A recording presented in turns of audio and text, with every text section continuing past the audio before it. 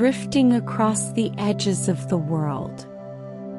Gentle explorer facts to fall asleep to.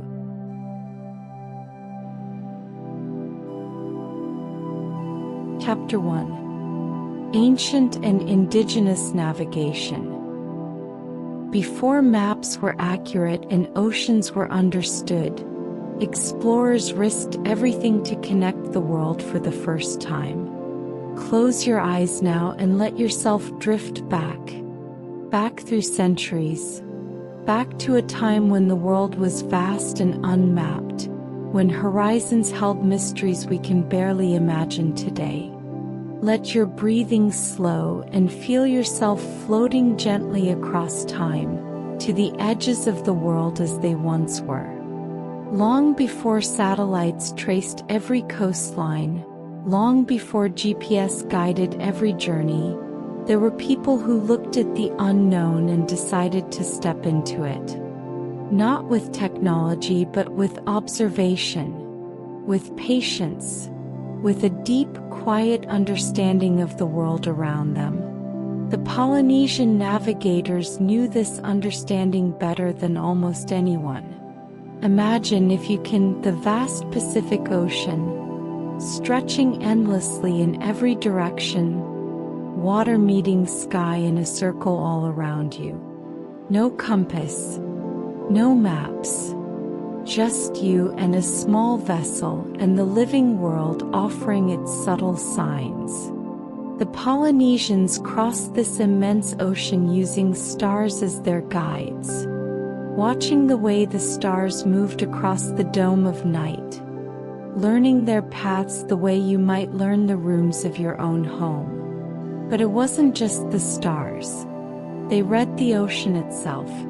They felt the swells, the deep rhythmic breathing of the sea, the way waves moved and intersected, creating patterns that told stories of distant lands. A certain swell might whisper of an island 100 miles away. The Polynesians would lie in their canoes, feeling these patterns through the wood, through their bodies, reading the ocean's memory. They watched the birds too. Certain birds fly out from land to feed, then return before nightfall. If you saw these birds in the late afternoon flying with purpose in one direction, you could follow them home. The Polynesians knew which birds stayed close to land, which ones ventured farther. They knew the birds like old friends, trusted guides across the blue. Even the clouds spoke to them. Clouds that gather over islands have a different quality, a different color reflecting from the lagoons below. A greenish tint might mean a lagoon. A certain brightness could mean a sandy atoll catching the sun. They read the sky like a book written just for them. Let that image rest in your mind, of navigators reading the world so carefully, so patiently, crossing thousands of miles of open ocean, guided by stars and swells and birds and clouds. Such quiet courage, such deep knowledge. Now drift westward with me. Drift across the sea to the Mediterranean world, where another explorer was pushing into the unknown. His name was Pytheas, a Greek from the colony of Massalia, and he ventured north, far into the waters that most Greeks considered the edge of the world. Pytheas sailed into the Arctic seas, into waters cold and strange. And there he witnessed something that must have seemed like magic. The midnight sun. Imagined trying to explain this to people who had never seen it. That in the far north the sun barely sets in summer. That twilight stretches and stretches, and before darkness can truly fall, the sun is rising again. That in some places the sun simply circles the sky, never dipping below the horizon at all. Pytheas wrote about these things, about seas that were neither water nor air nor land but something in between, perhaps describing the ice and fog of Arctic waters. He was venturing to the very edges of the known world, bringing back tales that sounded like dreams. Let yourself float further back in time now. Back to the Carthaginians, the great sailors and traders of the ancient Mediterranean. There was a sailor named Himilco, and he may have sailed far to the northwest, into waters few Carthaginians had ever seen. Perhaps reaching the edges of northwestern Europe. Perhaps sailing along coasts shrouded in mist, coasts that were to his people almost mythical. The Carthaginians kept many of their routes secret, trade secrets jealously guarded.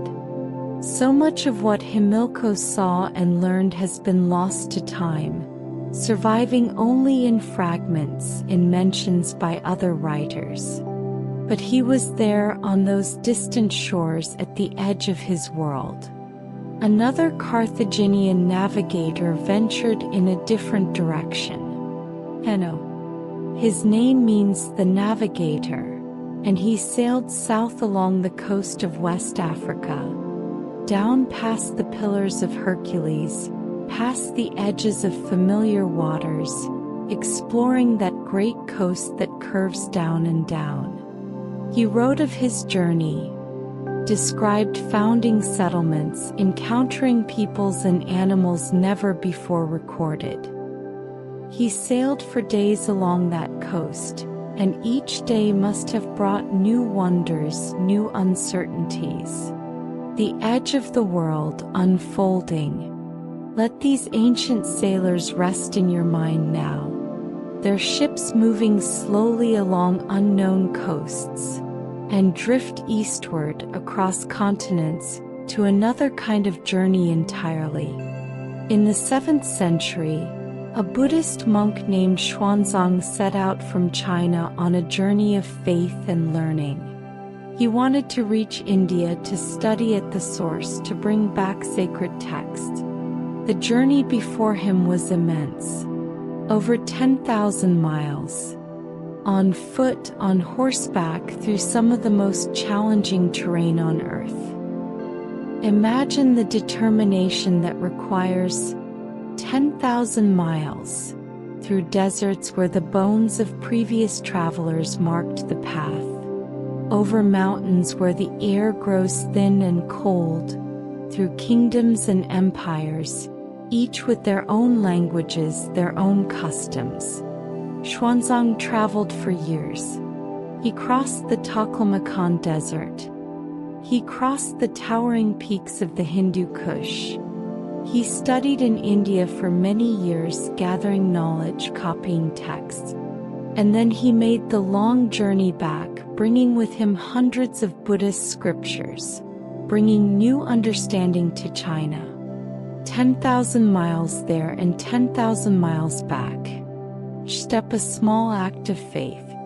Let yourself rest with that image of Xuanzang on the road, day after day, mile after mile. The slow, patient accumulation of distance and wisdom.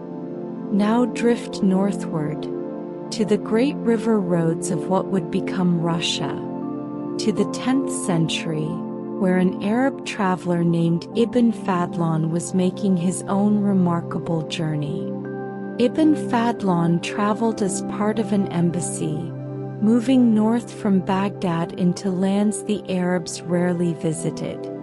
And there, along the Volga River, he encountered the Vikings, the Norsemen who had traveled south along the river routes to trade. He watched them, fascinated and sometimes horrified, and he wrote it all down. He described their customs, their appearance, their burial practices. His account is one of the most detailed eyewitness descriptions of Viking culture we have from that period. He was a stranger in a strange land, observing carefully, recording what he saw without the lens of later history. Just one traveler meeting others at the crossroads of the world. From the Volga, Let your mind drift south and east again, to the 13th century now, to a Venetian merchant named Marco Polo. Marco Polo's journey to the east is perhaps one of the most famous explorations in history. He traveled along the Silk Road with his father and uncle, crossing deserts and mountains, finally reaching the court of Kublai Khan, the Mongol Emperor of China. And then Marco Polo stayed.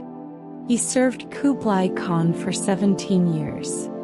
17 years in a land utterly foreign to him, learning the language, the customs, traveling on diplomatic missions throughout the Khan's vast empire. He saw things no European had seen, or at least no European who had returned to tell of them. 17 years is a long time. Think of how much life unfolds in 17 years. Marco Polo spent that time in the service of an emperor, at the far edge of the world as he had known it. When he finally returned to Venice, he brought back stories that seemed unbelievable to many who heard them. Stories of vast cities, of paper money, of customs and technologies unknown in Europe. And now, for our last traveler in this chapter. Let yourself drift to perhaps the greatest traveler of the medieval world, Ibn Battuta. He began as a young man, leaving his home in Morocco to make the pilgrimage to Mecca, a journey that should have taken months. But Ibn Battuta kept going and going. He traveled for nearly 30 years, covering more than 75,000 miles. 75,000 miles. By horse, by camel, by ship, by foot. He traveled across North Africa, through Egypt, to Mecca, then on to Persia, to Iraq, to the East African coast, to India where he served as a judge, to the Maldives, to China, to the Sahara, to the Mali Empire.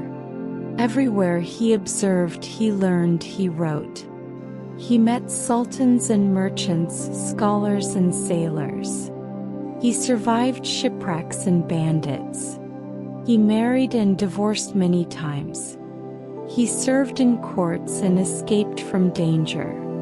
For 30 years he was rarely still, always moving to the next horizon, the next city, the next wonder.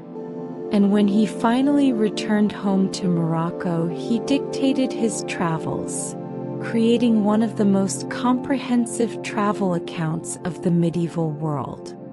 A record of a world that was vast and connected even then, a world where a traveler could go 75,000 miles and find everywhere human life, human culture, human kindness and complexity. Let that sink in as you drift towards sleep. 75,000 miles. The patient accumulation of days and miles and experiences. All those roads and seas and paths connecting the world, one journey at a time. His explorers, Polynesian navigators reading the stars and swells. Pytheas in the Arctic twilight. Himilco on distant shores. Hanno along the African coast. Xuanzang crossing mountains and deserts for wisdom. Ibn Fadlan meeting Vikings on the Volga. Marco Polo serving the Khan for 17 years. Ibn Battuta traveling for 30 years across 75,000 miles. They were all reaching toward the edges of their worlds, pushing into the unknown, connecting peoples and places that had never been connected before. Before the maps were complete, they were drawing them, not with pens but with their journeys, with their lives. As you drift off to sleep tonight, imagine yourself floating gently above the world as it was then, seeing all those paths and routes, lit like threads of light across the darkness. Connecting, connecting, connecting. the world growing smaller, more known, more woven together, journey by journey, traveler by traveler. Sleep now and dream of distant horizons, of stars guiding the way, of the quiet courage it takes to step into the unknown. Let yourself drift, drift, across the edges of the world, into the gentle darkness of sleep.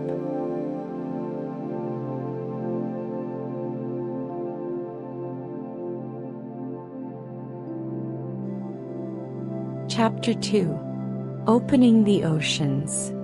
Breathe slowly now. Let your body sink deeper into comfort, and drift with me to the ocean's edge, to a time when the sea itself was a mystery, when sailors whispered of what lay beyond the horizon. In the minds of early European sailors, the ocean held terrors we can barely imagine today.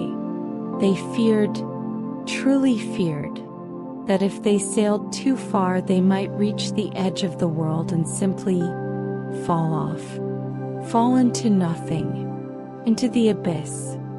Think about that for a moment as you settle into stillness. Imagine looking at the horizon where the sea meets the sky, and believing that if you sailed far enough in that direction the world itself would end. Not just the land, but everything. That beyond a certain point there was simply nothing. A great waterfall pouring into the void. Maps from that time sometimes showed the edges decorated with monsters, with warnings, "Here be dragons." The unknown ocean was a place of nightmare and legend. To sail beyond the sight of land required a kind of courage we can hardly comprehend. It meant sailing toward what you believed might be the literal end of existence. But slowly, gradually, sailors began to learn. The ocean had patterns. The ocean had moods and rhythms. And those who watched carefully, who sailed thoughtfully, who remembered and shared what they learned, these sailors began to understand. Let yourself drift now to Portugal, to a small kingdom on the edge of Europe looking out at the vast Atlantic. In the 15th century, Portuguese navigators were beginning to unlock the ocean's secrets, one careful observation at a time. They discovered something remarkable, something that changed everything. The Volta do Mar, the turn of the sea.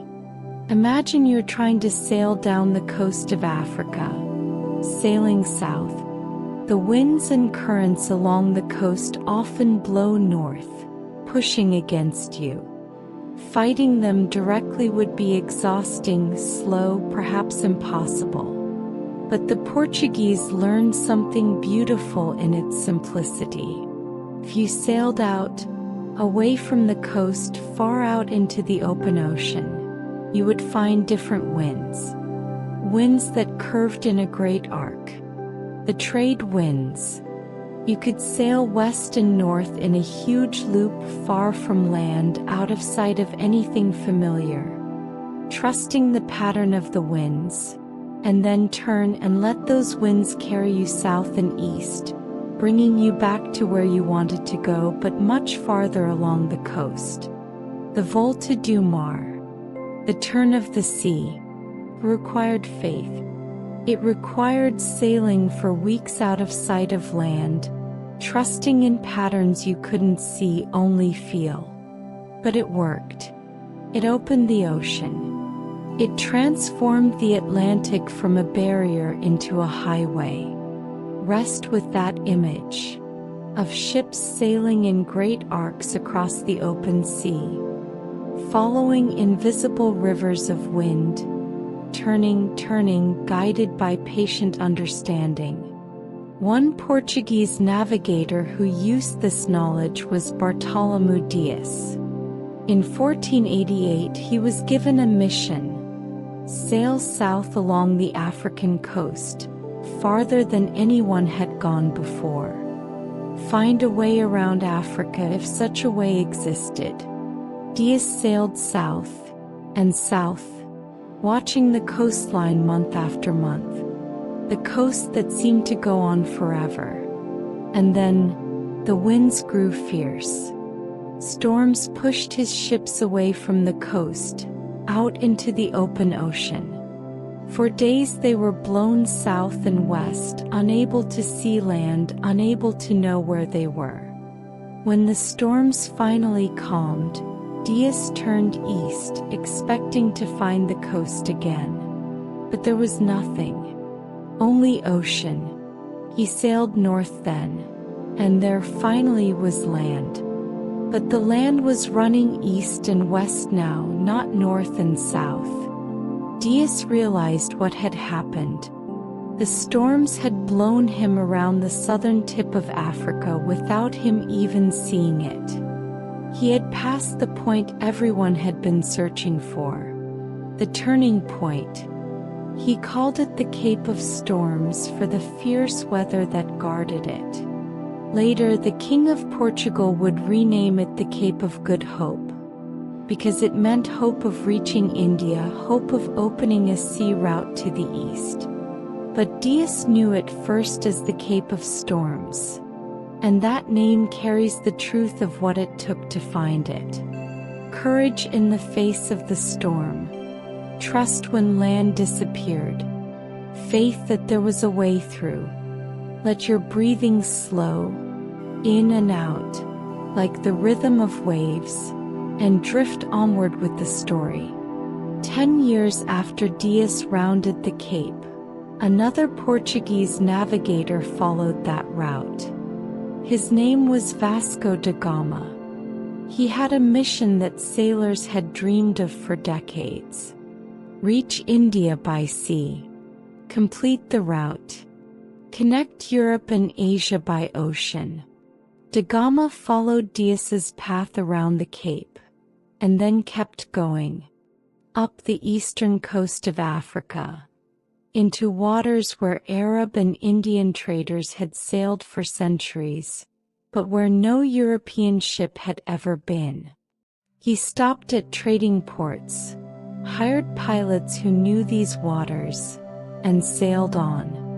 Months passed. The journey was long, difficult, marked by disease and hardship.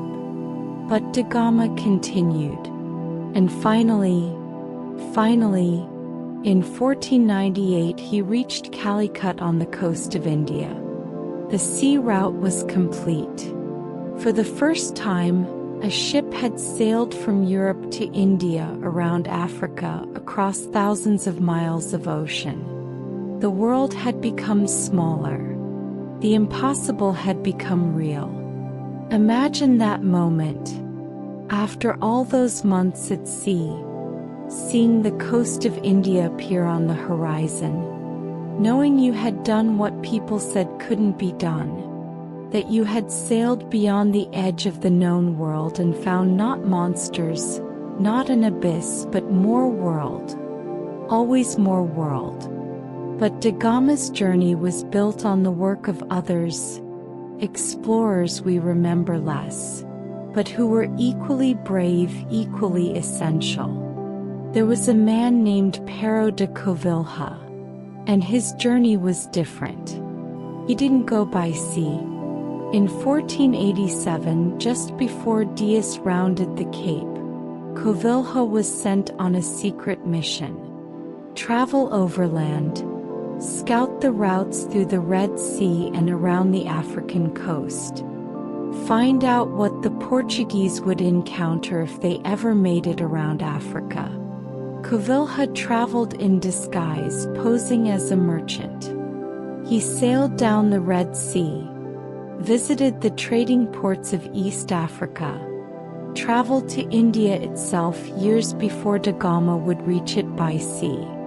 He learned the routes, the customs, the trade patterns. He was a spy, an explorer, a gatherer of knowledge. He tried to send reports back to Portugal, but he himself never returned. He ended up in Ethiopia, where the emperor essentially kept him as an honored guest. A prisoner in a way, though treated well. He lived out his days there, far from home, his mission complete but his return impossible. His work, though his knowledge, helped make da Gama's voyage possible. Sometimes the explorers we remember stood on the shoulders of those we've forgotten. Rest with that thought of the hidden explorers, the scouts in the shadows, as important as those whose names we know. After da Gama opened the route to India, the Portuguese continued to explore, to chart, to connect the world by sea. In 1500, Pedro Alvarez Cabral set out following da Gama's route. But when he swung wide to catch the Volta do Mar winds, he swung perhaps too wide, or perhaps he knew something, had heard rumors, and he sighted land to the west. Brazil. Cabral had reached South America. Whether by accident or intention, he had linked 4 continents in a single voyage. Europe, Africa, South America. His fleet touched all 4, trading, claiming, exploring. The world was becoming a web, with threads of connections spreading across the oceans. 4 continents, 1 journey. Think of the scale of that, the ambition, the faith in ships and navigation, and the patterns of wind and current.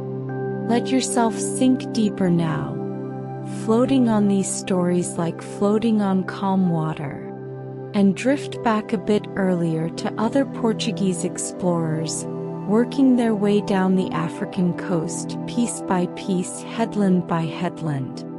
João de Santarém was one of these earlier navigators. In the 1470s, he explored the Gulf of Guinea, that great inward curve of the African coast where the coastline turns from running south to running east. He charted it carefully, learning its rivers and harbors, its peoples and trade possibilities. It doesn't sound as dramatic as sailing to India, perhaps. But every great journey is built from these smaller steps. Someone has to be the first to see each bay, each river mouth, each island. Someone has to carefully note the depths and the currents and the landmarks. Santarém did this work. Patient work. Essential work. And there was Pedro Escobar, who reached the islands of São Tomé and Príncipe, lush volcanic islands sitting in the Gulf of Guinea. Uninhabited when he found them, perfect for settlement, for growing crops, for serving as way stations on the longer journeys to come. These islands became important stopping points, places to resupply, to repair ships, to rest before continuing. Every long journey needs such places. Escobar found them, claimed them, made them known. All these navigators, working together even across time, each one adding to the knowledge, the maps, the understanding. Each one pushing the edge of the known world a little farther out. Think of it like a darkness slowly illuminated, not all at once, but lamp by lamp, light by light. Each explorer a small light moving across the unknown, leaving a trail of understanding behind them. And gradually, the darkness retreats. The terrors of the edge of the world fade. The monsters disappear from the maps.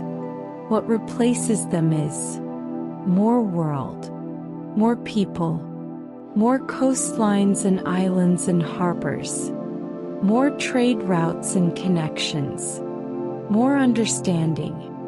The sailors who once feared falling off the edge, Their grandchildren sailed confidently across oceans, guided by charts and knowledge hard-won by those who came before. The Atlantic, once a barrier filled with dread, became a highway. The route around Africa, once unimaginable, became a regular voyage. But remember as you drift toward sleep what it took. It took the Volta du Mar, learning to sail in great arcs, trusting the unseen patterns of wind. It took Dias, blown around the Cape of Storms, finding the way almost by accident, almost by disaster, but finding it nonetheless. It took Da Gama's determination, months at sea, pushing through to India. It took Covilha's secret scouting, his years in exile, his knowledge sent home. It took Cabral's wide swing west, connecting 4 continents. It took Santram and Escobar, charting the Gulf of Guinea, finding the islands, building the foundation. It took all of them. Every voyage, every chart, every lesson learned and shared. As you sink into sleep, imagine those ships, moving slowly across the blue, propelled by wind, guided by stars and charts and hard-won knowledge, connecting the world, ocean by ocean, coast by coast. Imagine the sailors aboard them, looking at horizons that no longer held the fear of the abyss, but instead the promise of more world. Always more world to discover. The edge of the world wasn't an edge after all. It was just another horizon with more beyond it and more beyond that, unfolding endlessly. Let that thought carry you into dreams. The world unfolding, the darkness becoming light, the unknown becoming known, wave by wave, journey by journey, breath by breath.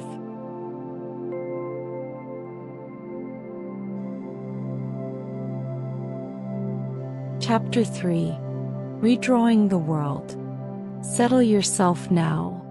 Let the weight of the day release, and drift with me across oceans that were once blank spaces on maps. Oceans waiting to redraw everything humanity thought it knew about the world.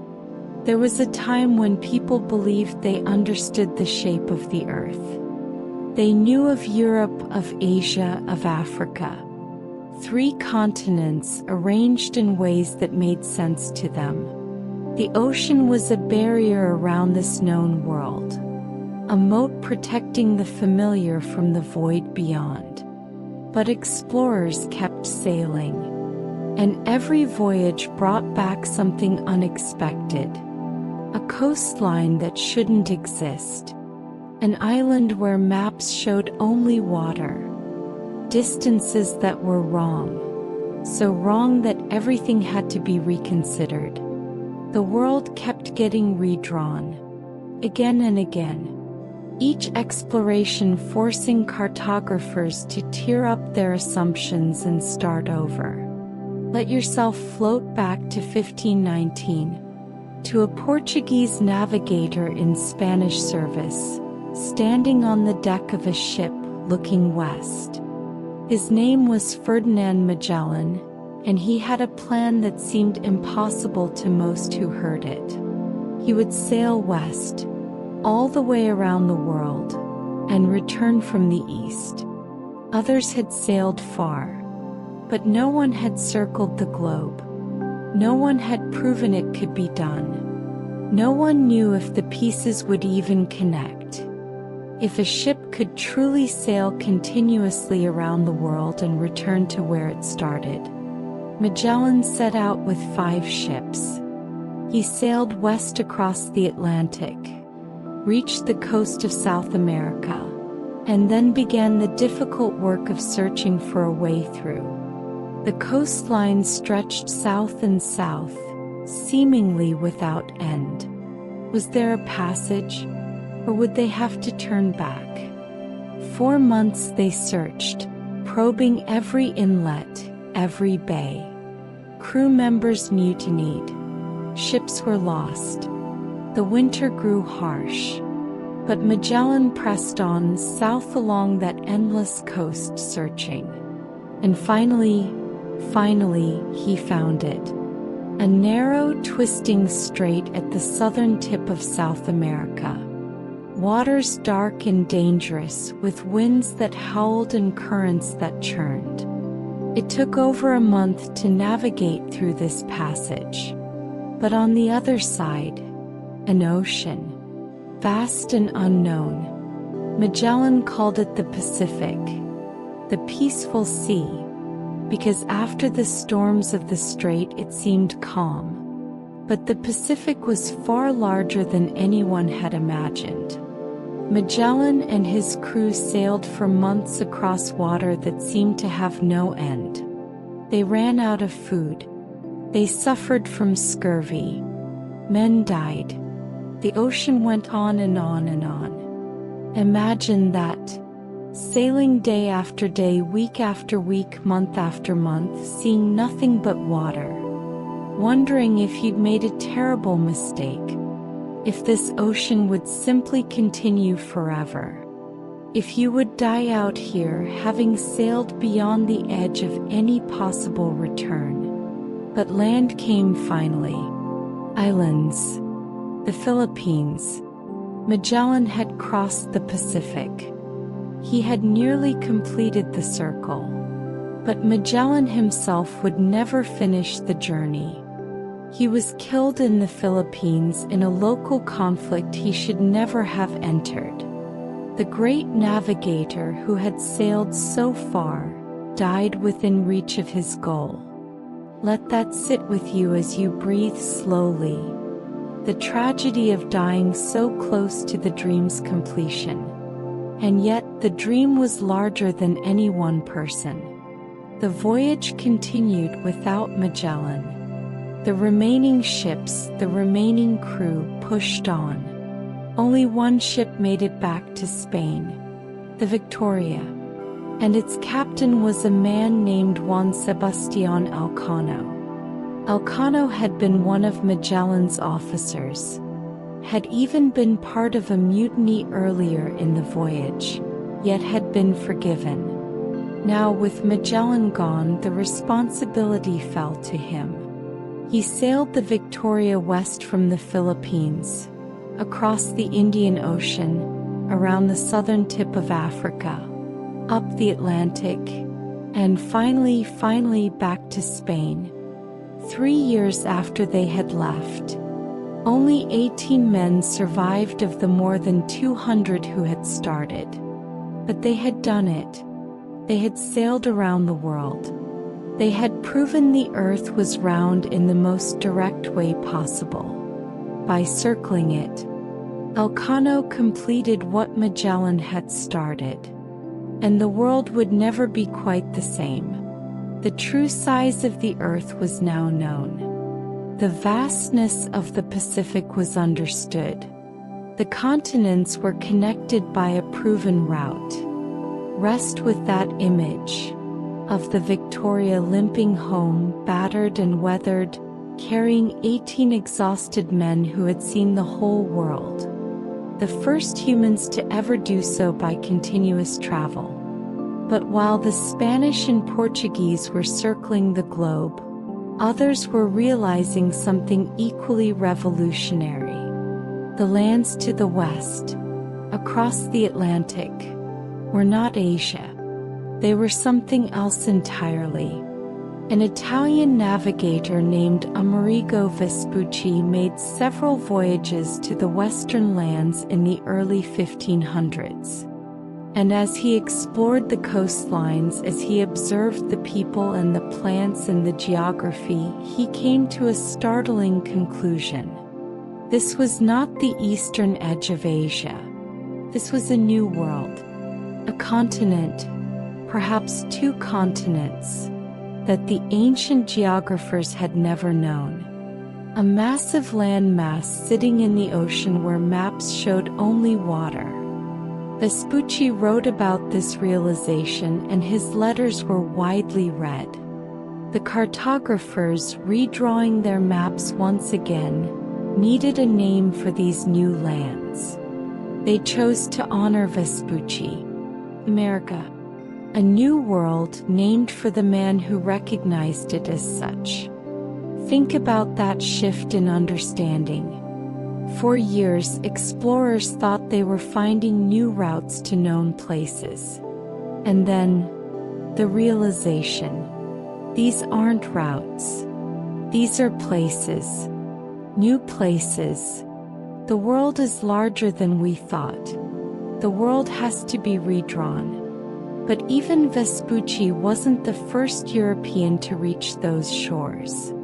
Let your mind drift much farther back, to around the year 1000, to the cold North Atlantic, to Viking longships cutting through gray seas. Leif Erikson, son of Eric the Red, sailed west from Greenland with a crew of Norse explorers. They were following stories, rumors of land to the west, cited by others but never properly explored. And Leif found it. A coastline thick with trees, so different from the rocky, barren Greenland they knew. He called it Vinland, North America. Centuries before Columbus, centuries before Vespucci, the Vikings had reached the New World. They tried to settle there, but conflicts with the indigenous peoples and the sheer distance from their homeland made permanent settlement impossible. Eventually they abandoned Vinland. The knowledge faded, became saga, became legend. Europe forgot. But Leif Erikson had been there, had walked on those shores, had seen that the Atlantic had another side, rich and green and inhabited. The world was already larger than medieval Europeans would later believe. They had simply forgotten. Let yourself drift now. Drift across the world to other oceans, other shores waiting to be found. Drift to the 1640s, to a Dutch navigator named Abel Tasman, sailing in the southern seas. The Dutch were expanding their trade empire, and they wanted to know what lay in the vast waters south of their holdings in the East Indies. Was there a great southern continent down there, as some believed? What lands waited to be found? Tasman sailed south from Java, into waters few Europeans had ever seen. And he found land, an island, rugged and mountainous. He named it Van Diemen's Land. Later it would be renamed Tasmania in his honor. But he didn't stop there. He continued east, and found more land. Much more. A coastline that seemed to stretch on and on. He had discovered New Zealand. 2 large islands, lush and inhabited, sitting alone in the vast Pacific. Tasman mapped the western coast of New Zealand, though he never quite understood what he had found. Was it part of a great southern continent? Or were these islands? The full truth would have to wait for later explorers. But Tasman had found them, had put them on the map, had redrawn the southern Pacific. Think of that, sailing through empty ocean and suddenly land. Land that no European knew existed. Land that would change the map entirely. Drift back a bit earlier now, to 1568. To a Spanish expedition led by Álvaro de Mendana. He was searching for Terra Australis, the great southern continent that many believed must exist to balance the land masses of the north. A whole continent, undiscovered, waiting somewhere in the southern seas. Mendana sailed east from Peru across the Pacific searching. And he found islands. Not a continent, but a chain of islands, lush, tropical, inhabited. the Solomon Islands. He named them after the biblical King Solomon, believing perhaps that these were the legendary source of Solomon's gold. They weren't. But they were real, and they were inhabited by peoples with their own rich cultures, their own long histories. Mandana had stumbled onto them, and the world had to be redrawn again. More islands, more peoples, more complexity. The Pacific, they were learning, was not empty. It was dotted with islands, home to navigators and cultures that had been there for thousands of years. Each European expedition was not a discovery, really, but a making known to Europe. A redrawing of European maps to include what had always been there. Let that thought settle. That all these discoveries were simply Europe learning the shape of a world that others had long known. And speaking of navigators who had long known these seas, drift back to the early 1400s, to China, to an admiral named Zheng He. Between 1405 and 1433, Zheng He commanded 7 massive voyages across the Indian Ocean. And when I say massive, I mean truly extraordinary. His treasure fleets included ships far larger than anything the Europeans would build for centuries. Some sources describe ships over 400 feet long, carrying crews of hundreds. The fleets included dozens of ships, thousands of men. Imagine seeing such a fleet on the horizon. The sheer scale of it would have been awe-inspiring. Zheng He sailed these fleets to Southeast Asia, to India, to the Persian Gulf, to the coast of East Africa. He was projecting Chinese power, establishing trade, bringing back tribute and exotic goods. Giraffes and zebras from Africa. Jewels and spices from across the ocean. For nearly 30 years, China was the dominant naval power in the Indian Ocean, and Zheng He was the face of that power. He connected China to dozens of kingdoms and trading ports. He redrew the map from a Chinese perspective, linking the Middle Kingdom to the wider world. And then, the voyages stopped.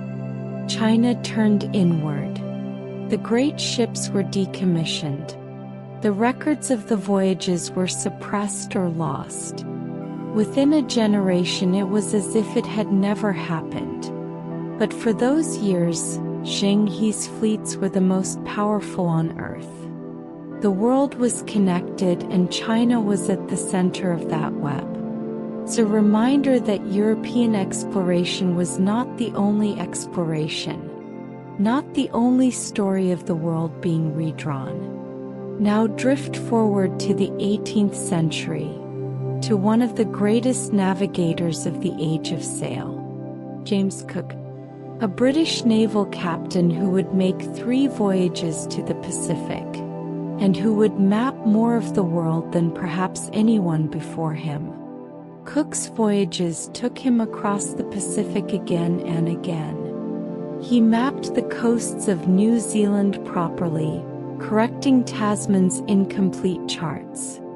He explored the eastern coast of Australia, landing at Botany Bay, putting that coastline on European maps for the first time. He sailed through the islands of Polynesia, charting them carefully, treating the islanders with more respect than most European explorers of his time. And on his 3rd voyage, he sailed to the Pacific Northwest of North America, that long coastline from California up to Alaska. He mapped it meticulously, noting every inlet and island, producing charts so accurate they would be used for decades.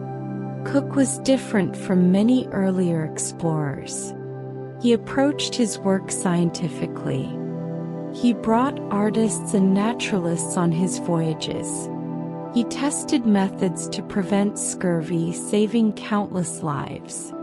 He tried to minimize conflict with indigenous peoples, though he did not always succeed.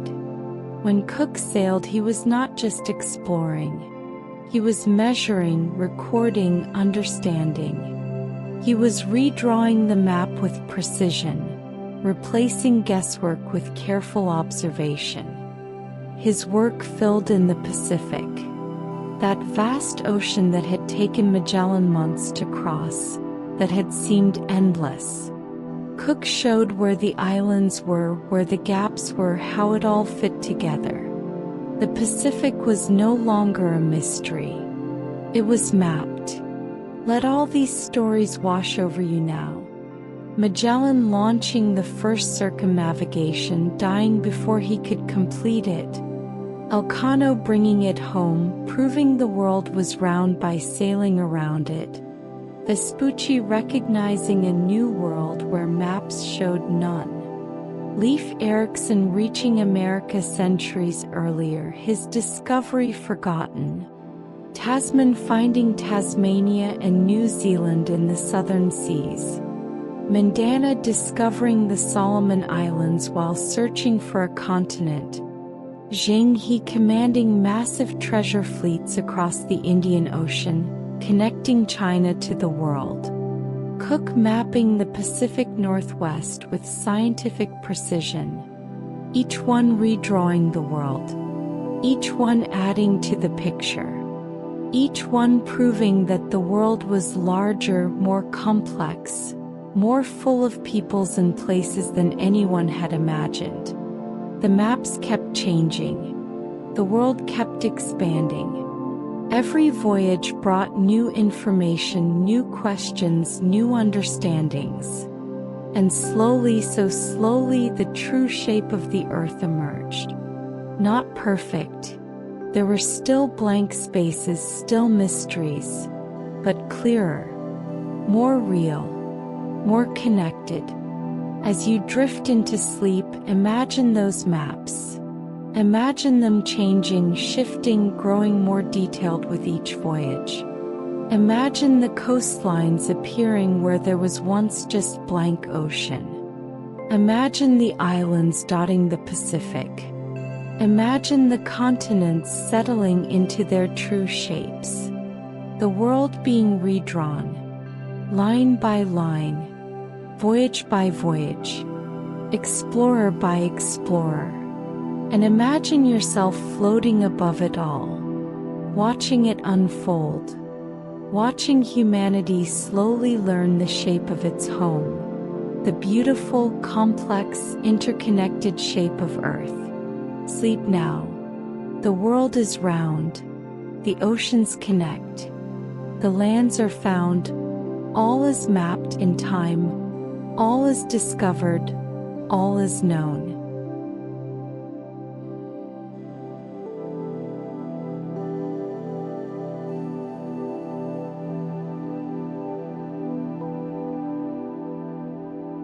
Chapter 4. Science joins exploration. Close your eyes gently now. Feel the softness of rest settling around you, and drift with me to a time when exploration began to change. When the rush to find and claim gave way to something deeper, something more careful. When explorers began to bring not just ambition but questions. Not just ships and weapons, but instruments and notebooks and a desire to understand. Science was joining exploration, and the world would be measured, studied, and understood in entirely new ways. For centuries, sailors had faced a terrible enemy on long voyages. Scurvy, a disease that crept up slowly, starting with fatigue and weakness, progressing to bleeding gums, loosening teeth, old wounds reopening. Left untreated, it killed. And on voyages lasting months, with crews living on salt pork and ship's biscuit, scurvy killed thousands upon thousands of sailors. It was simply accepted. Acosta going to sea for too long. The ocean took its due. But James Cook, that meticulous navigator we met in the last chapter, refused to accept it. On his voyages in the 1760s and 1770s, Cook experimented with diet. He insisted his crews eat sauerkraut, pickled vegetables, portable soup.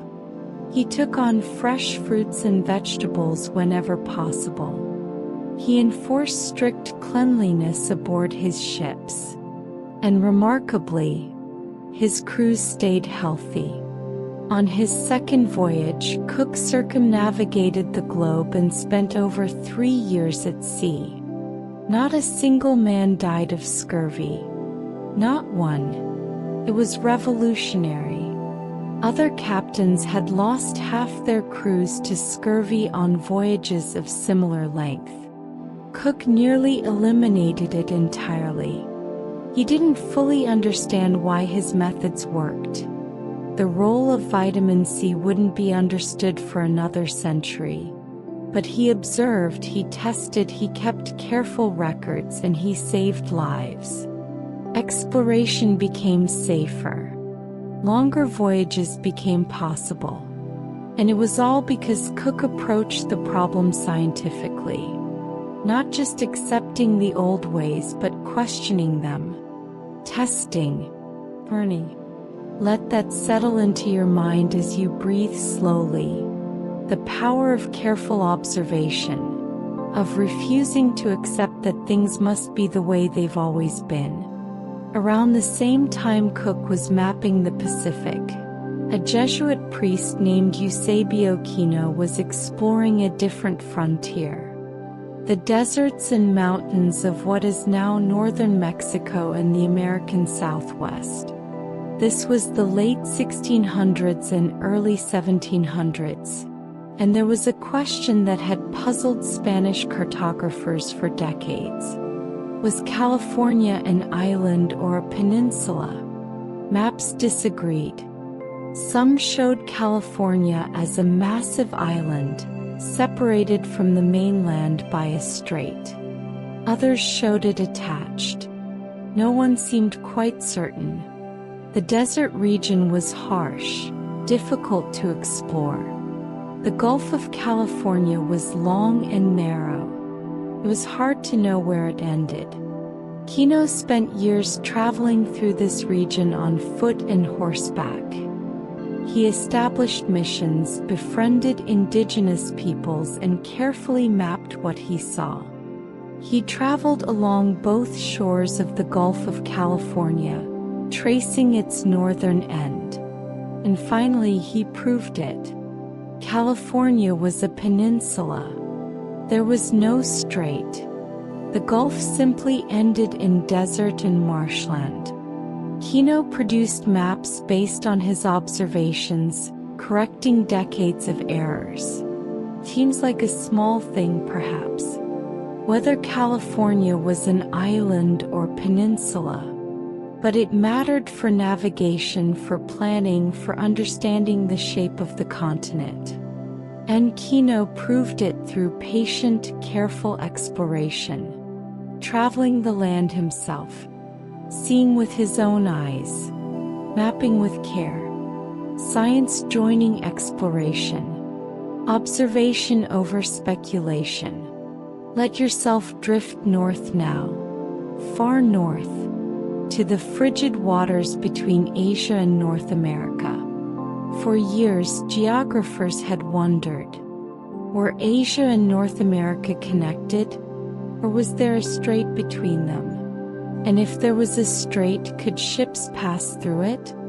Could there be a northern passage from the Pacific to the Atlantic?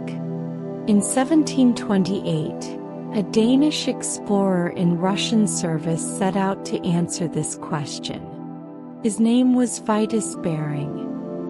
He sailed north along the eastern coast of Siberia, into waters few European ships had ever entered, cold, fog-shrouded waters. And he found it. A strait. Water passing between the continents. Asia and North America were separate, divided by a strait that would later bear his name, the Bering Strait. Bering returned with his discovery, but he wasn't done. He made a second expedition, exploring farther, reaching Alaska, proving the separation beyond doubt. He died during this second voyage, his ship wrecked on an island in harsh weather. But his work was complete. The geography was settled. The continents were distinct. Think of sailing in those waters. The cold seeping into everything. The fog making it hard to see more than a few ship lengths ahead. And yet, carefully observing, carefully recording, proving what the world needed to know. After Bering's work, another explorer came to those same northwestern waters. George Vancouver, a British officer who had sailed with Cook and learned from him. In the 1790s, Vancouver was given a mission. Survey the Pacific Northwest coast of North America in detail. Every inlet, every island, every possibility of a passage through to the Atlantic. Vancouver spent years at this task. He mapped over 10,000 miles of coastline. 10,000 miles. Think of that. Every bay carefully charted. Every headland noted. He sailed into Puget Sound, around Vancouver Island, along the intricate coastline of what is now British Columbia and Alaska. His charts were extraordinarily detailed and accurate. They would be used by sailors for over a century. Vancouver brought the same careful scientific approach that Cook had taught him. Measure carefully, record faithfully, assume nothing, verify everything. 10,000 miles of coastline, years of patient work.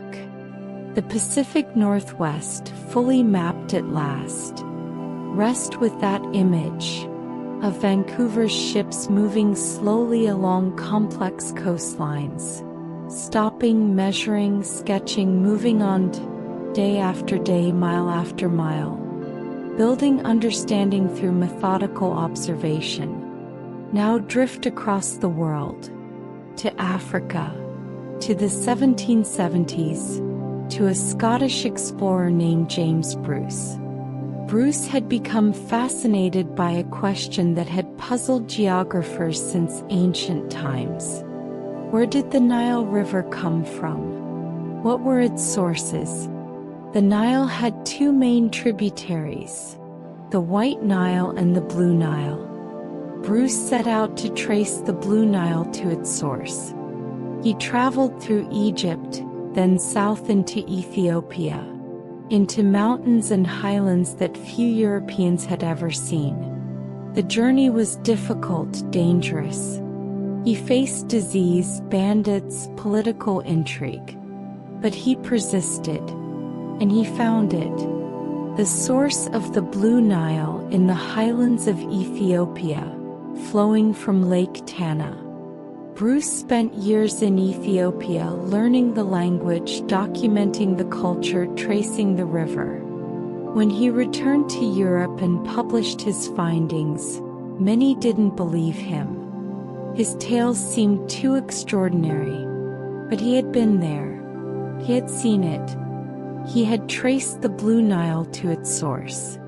Geography and science combining, not just finding new places but understanding them, answering old questions, filling in the maps with verified information. Let your breathing slow, in and out, gentle as water flowing, and drift to a different kind of exploration. Not of coastlines or rivers, but of life itself. In the 1740s, a Swedish naturalist named Per Kalm was sent to North America by his mentor, the great botanist Linnaeus. Com's mission was not to claim territory or find routes. It was to study, to catalog the plants of North America, to understand what grew there, how it differed from European flora, what might be useful. Com spent years traveling through eastern North America, from Canada down to Philadelphia and beyond. He collected plants. He described them carefully.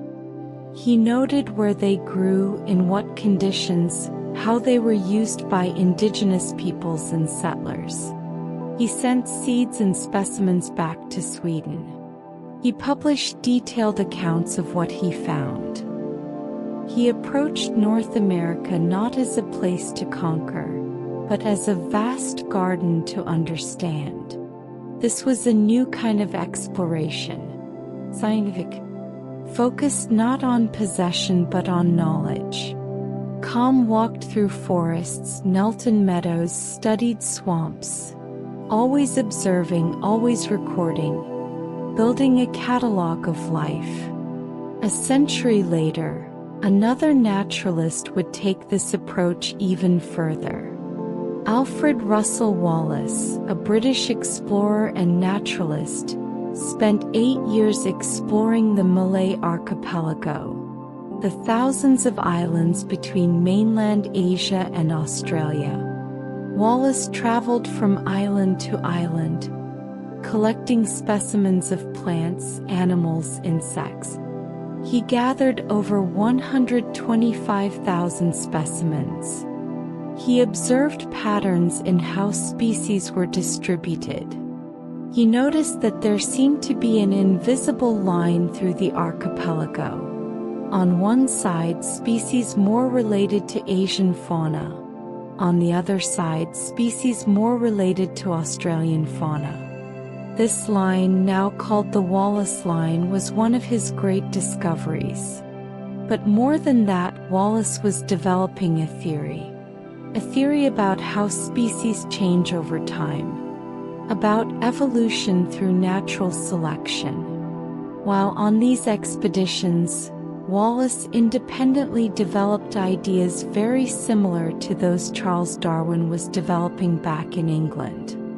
Both men would publish, both would contribute to the revolution in biological understanding.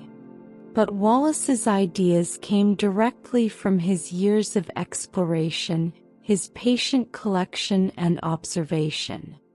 Exploration had become science. Not just mapping coastlines but mapping life itself. Understanding patterns. Asking why things are the way they are. Let that idea wash over you gently. Exploration as understanding.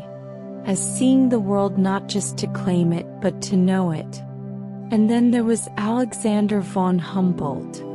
Perhaps no single explorer better represents this transformation than Humboldt. A Prussian naturalist who, in 1799, set out to explore South and Central America not for any nation's glory, but for the sake of knowledge itself. Humboldt spent 5 years traveling through the Americas. He climbed mountains and measured their heights. He studied volcanoes. He collected plants and rocks and animal specimens. He measured temperature and barometric pressure at different altitudes. He studied indigenous cultures and languages. He mapped river systems. He examined the magnetic field of the Earth at different locations. He was not just exploring. He was measuring everything, recording everything, trying to understand how it all fit together. He wanted to see the connections, how climate affected vegetation, how altitude affected temperature, how geology shaped landscapes. Humboldt carried crates of instruments with him. Barometers, thermometers, chronometers, sextants. He took measurements constantly. He filled dozens of notebooks with observations and data. And when he returned to Europe, he spent the next decades analyzing all this data, publishing it in massive, beautifully illustrated volumes. He wrote about the unity of nature, how everything was connected, how you couldn't understand one part without understanding the whole. Humboldt reshaped scientific exploration. After him, explorers were expected to do more than just find new places.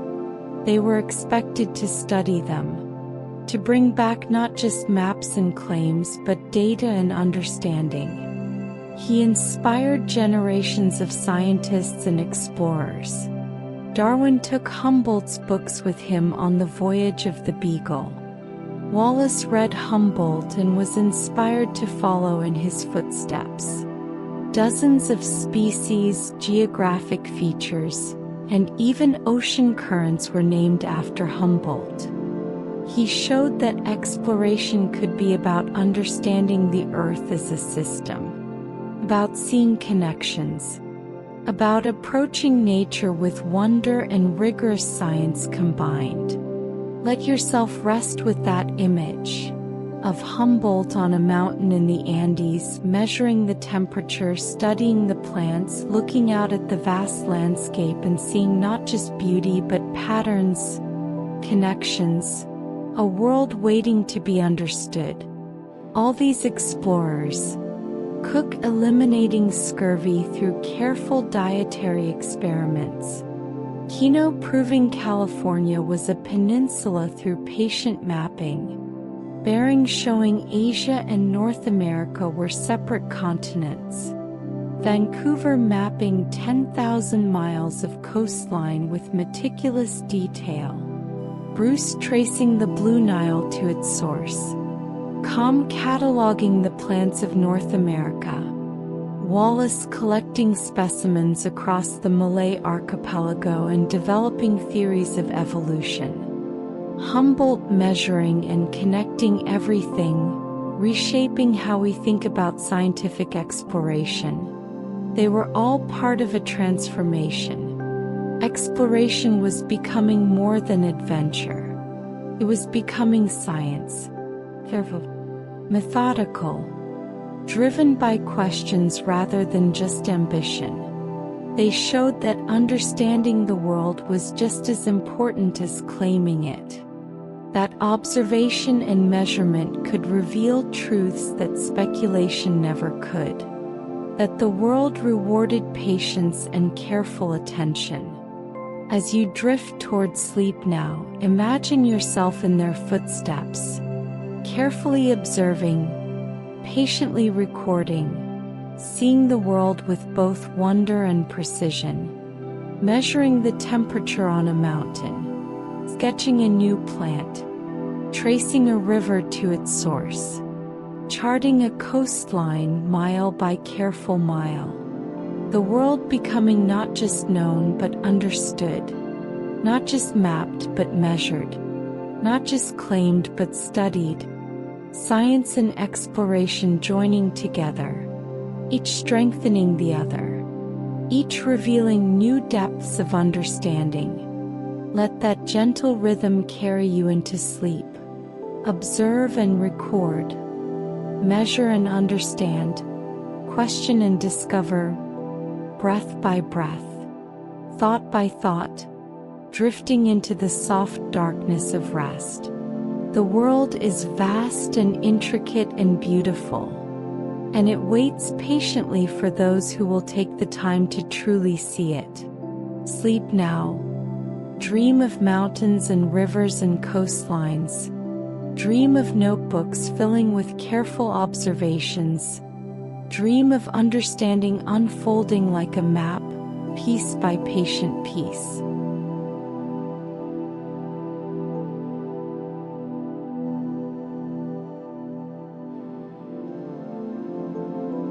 Chapter 5. Africa, Deserts and Rivers. Breathe deeply now.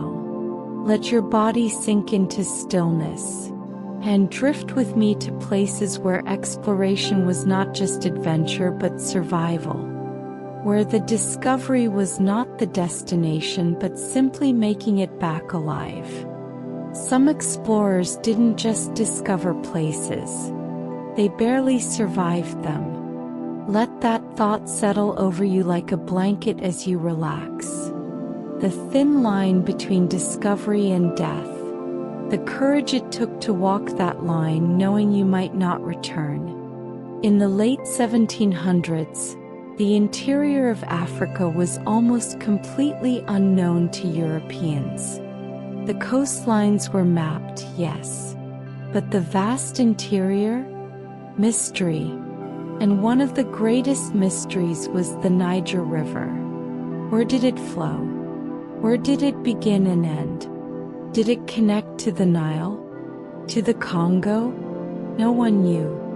A young Scottish doctor named Mungo Park decided to find out.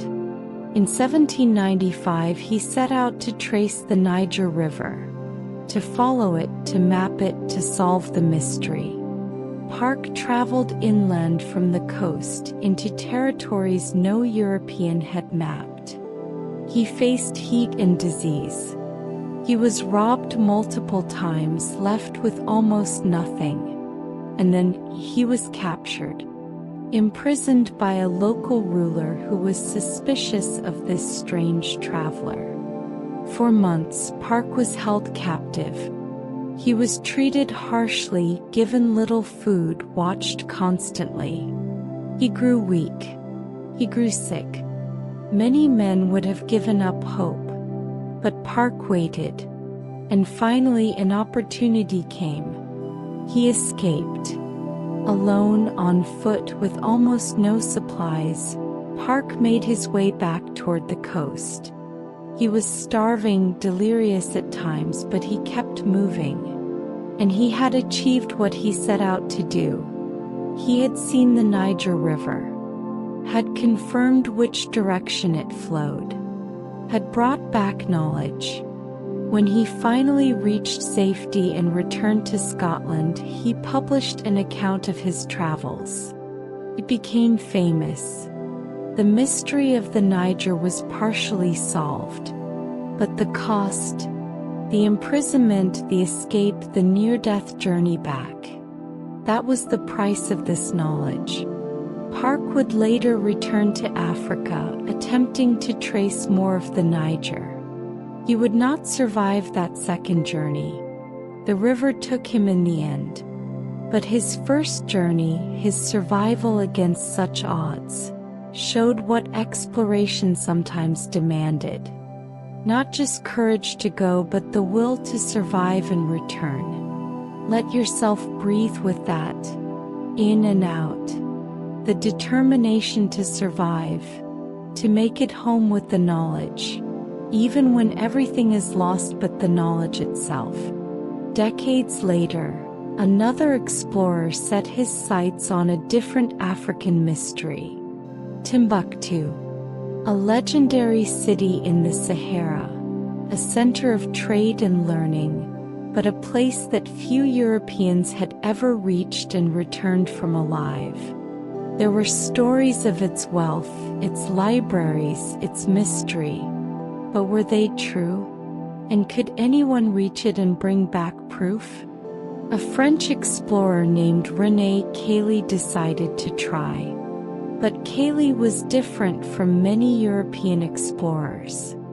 He had no financial backing, no official expedition. He was poor, self-taught, driven by an almost obsessive desire to reach Timbuktu. In 1827 he set out. He traveled in disguise, pretending to be an Arab merchant, speaking Arabic, wearing local dress. He joined caravans crossing the desert, endured sandstorms and heat, suffered from scurvy and malaria. There were times when he was so weak he could barely walk, yet he continued. And he made it. In 1828, Caillie reached Timbuktu. He was the first European to reach the city and return alive with a written account. He spent 2 weeks there observing, taking notes in secret. The city was not as wealthy as legends claimed. It had declined from its golden age. But it was real. Kaylee had proved it. The journey back was even more difficult. Crossing the Sahara northward, joining a caravan to Morocco. He nearly died multiple times from thirst, from disease, from exhaustion. But he survived. He made it back to France, bringing his account of Timbuktu. Many people doubted him at first. How could this poor self-taught explorer have succeeded where well-funded expeditions had failed? But his descriptions were accurate, detailed. He had been there. He had survived. Think of that determination. Traveling alone in disguise, through some of the harshest terrain on Earth, nearly dying again and again, but surviving through sheer will, because the goal mattered that much.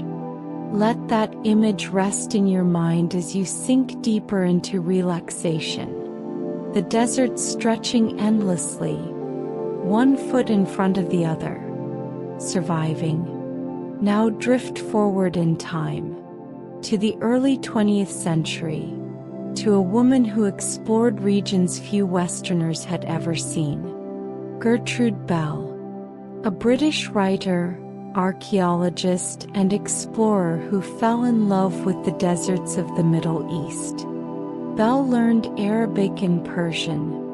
She studied archaeology, and then she traveled extensively, deeply, into regions that were dangerous even for men, let alone for a woman traveling in the early 1900s.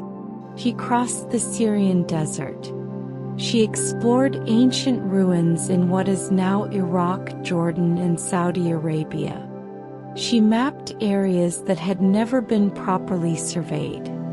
She met with tribal leaders, earning their respect through her knowledge of their languages and customs, her genuine interest in their cultures. Bell's maps and reports became invaluable. When World War I broke out, the British government relied on her expertise about the region. She knew the tribes, the terrain, the politics better than almost any other Westerner. After the war, she played a major role in drawing the borders of the modern Middle East for better or worse. But beyond politics, Bell was an explorer at heart. She endured scorching heat, sandstorms, bandit attacks, official suspicion. She traveled through regions where a European woman alone should not have been able to survive, according to the conventions of her time. But she did more than survive. She thrived. She understood these places in ways that few outsiders ever did. Rest with that. The desert at dawn. The ancient ruins rising from the sand. A lone woman on camelback, mapping the unmapped, surviving through knowledge and determination. Around the same time Bell was exploring the Middle East, another remarkable woman was exploring a different part of Africa. Mary Kingsley, an Englishwoman who, in the 1890s, traveled solo through West Africa, through regions even experienced explorers considered extremely dangerous. Kingsley's story is unusual. She had no formal education in exploration or science. She had spent much of her life caring for her sick parents. But after they died, she decided to travel, to see the world, to study the peoples and wildlife of West Africa. She traveled up rivers in a canoe. She lived with indigenous communities, learning their customs, collecting specimens of fish and insects for natural history museums back in Britain. She survived malaria. She fell into animal traps. Once she fell into a pit lined with sharp stakes, and only survived because her thick Victorian skirts cushioned the fall. She traveled alone or with local guides, but without other Europeans. She relied on her wits, her respectful approach to local peoples, and a good measure of luck. She wrote about her experiences with humor and humility, making light of dangers that would have killed many others. Kingsley showed that exploration was not just for men, not just for the well-funded and well-armed. She explored through genuine curiosity, cultural respect, and a remarkable ability to adapt and survive. Let yourself drift with that image of Kingsley in her long Victorian dress, paddling a canoe through crocodile-infested rivers, laughing at the absurdity of it all, surviving. Decades later, another explorer would test himself against one of the harshest environments on Earth. Wilfred Thesiger, a British explorer who fell in love with deserts, particularly the Rub al-Khali, the empty quarter of Arabia. The empty quarter is one of the largest sand deserts in the world. A vast ocean of dunes, scorching heat by day, bitter cold by night, almost no water. Many considered it impassable. But in the 1940s, Thesiger decided to cross it. Not just once, twice. He traveled with Bedouin companions, learning their ways of survival. They traveled by camel, navigating by the stars and by intimate knowledge of the desert. Water was scarce. They would go days between wells, rationing every drop. The heat was brutal. The dunes seemed endless. But Thesiger was not interested in speed or spectacle. He was interested in understanding, in living as the Bedouin lived, in experiencing the desert as they did. His crossings of the empty quarter were acts of endurance, yes, but also acts of cultural immersion. He rejected modern technology, preferring the traditional methods that had allowed humans to survive in this impossible landscape for millennia. When he finally wrote about his journeys, it was with deep respect for the Bedouin, and with a kind of sadness that the old ways were disappearing, replaced by oil wealth and modernization. Thesiger had survived the empty quarter not through superior Western technology, but by learning from those who knew the desert in their bones. Breathe slowly.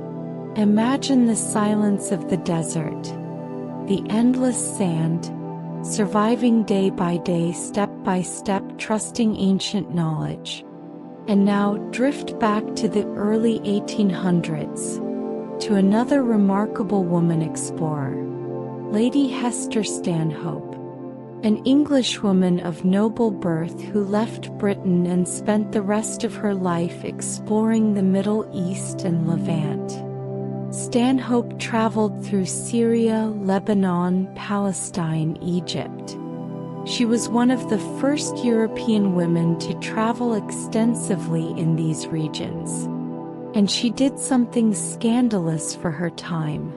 She often dressed in male clothing, Turkish trousers and robes.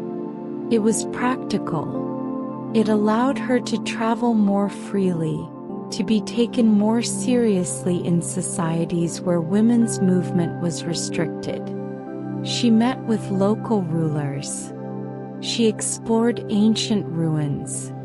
She became involved in local politics. She lived for years in a monastery in Lebanon, becoming a legendary figure. The eccentric English lady who had gone native, who lived by her own rules. Stanhope survived not just physical hardships, but also social isolation from her own society. She could never truly return to Britain, to the life she had left. She had gone too far, seen too much, changed too much. But she survived in the Levant, creating a life of her own, making in a region few Western women dared to enter. Think of that kind of survival, not just physical but social, psychological. Choosing to live outside the boundaries of what was expected, what was permitted, and making it work year after year in a foreign land. All these explorers, Park surviving imprisonment and escaping to map the Niger, Kaylee reaching Timbuktu and returning alive against all odds, Belle mapping the deserts of the Middle East as a woman in a man's world, Kingsley exploring West Africa solo, falling into traps and laughing about it, Thesiger crossing the empty quarter twice, surviving through Bedouin wisdom, Stanhope exploring the Levant in male dress, creating a new life in exile. They didn't just discover places, they survived them, sometimes barely, sometimes against incredible odds. Exploration for them was endurance. It was facing death and finding a way through. It was losing everything except the will to continue. It was adapting, learning, respecting local knowledge, and using everything at their disposal to stay alive. The knowledge they brought back, the maps, the accounts, the understanding, came at the price of suffering, risk, near death. But they paid that price. They survived. They returned with their stories. As you drift into sleep now, imagine their journeys. The desert heat shimmering, the river flowing through unknown lands, the endless dunes, the ancient cities appearing through the haze. Imagine surviving, one day at a time, one step at a time, finding water, finding shelter, finding the strength to continue when everything says to give up. Survival as a form of exploration, endurance as discovery, the will to live becoming the will to understand. Let those images carry you gently into sleep, into dreams of deserts and rivers, of explorers at the edge of death, finding the strength to take one more step, and then another, and another, until somehow impossibly they make it home. They survived, and the world is richer for their survival, for what they learned, for what they endured to bring that knowledge back. Sleep now, drift, breathe, survive the night in gentle dreams, and wake renewed as they did each morning in impossible places.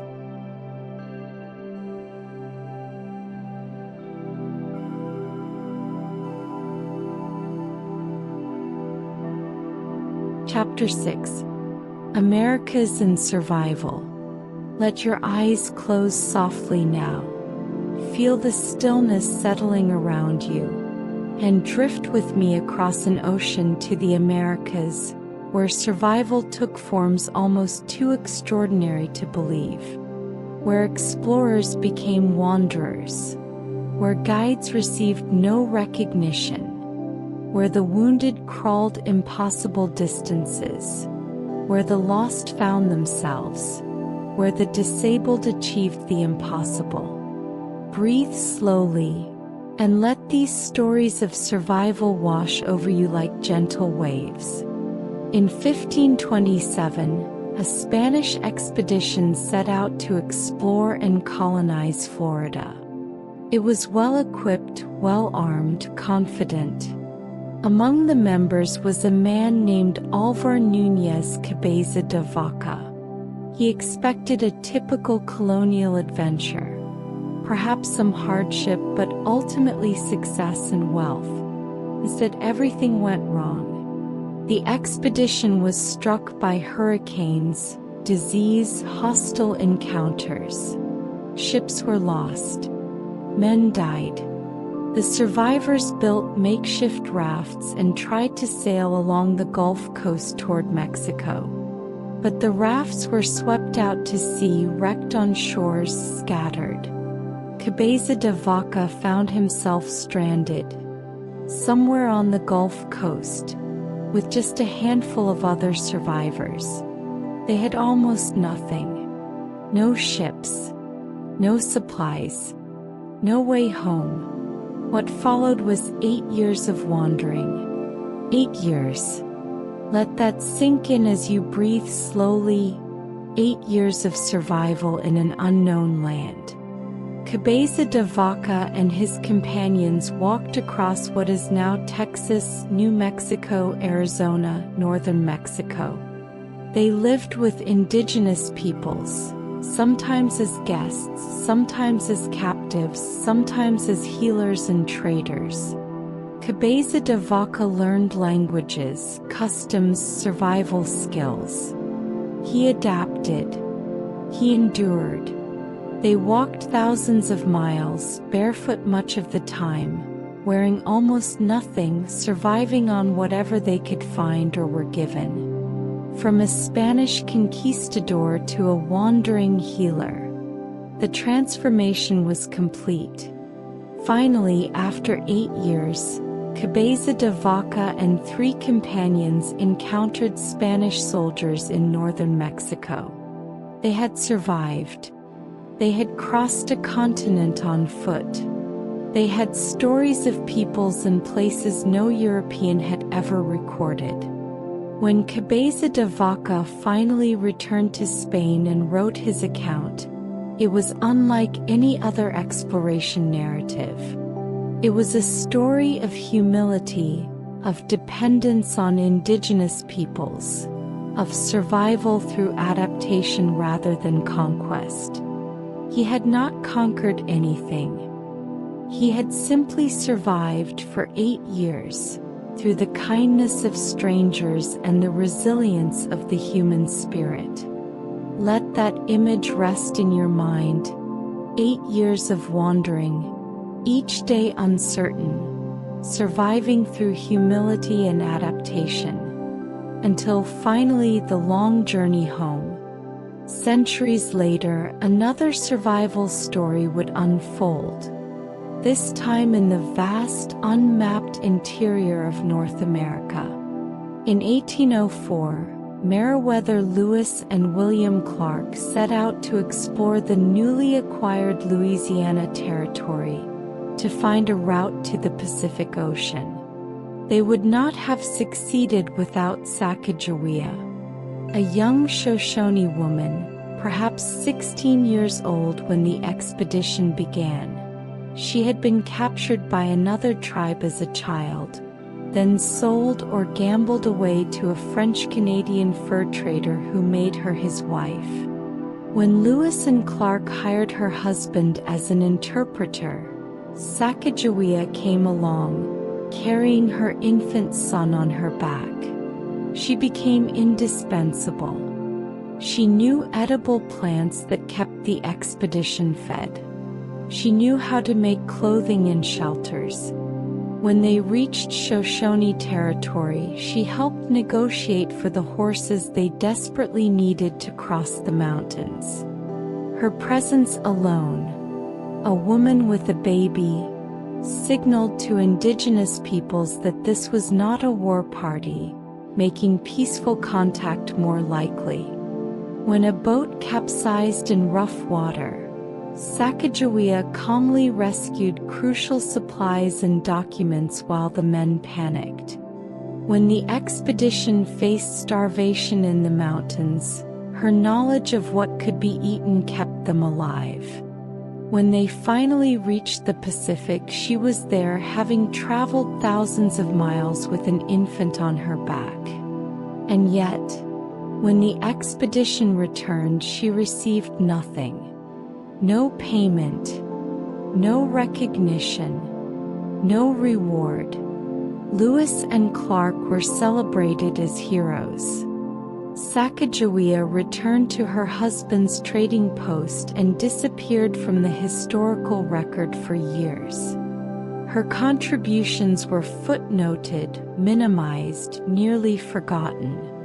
Only much later would historians fully recognize what she had done. That the expedition's survival depended on her knowledge, her skills, her presence.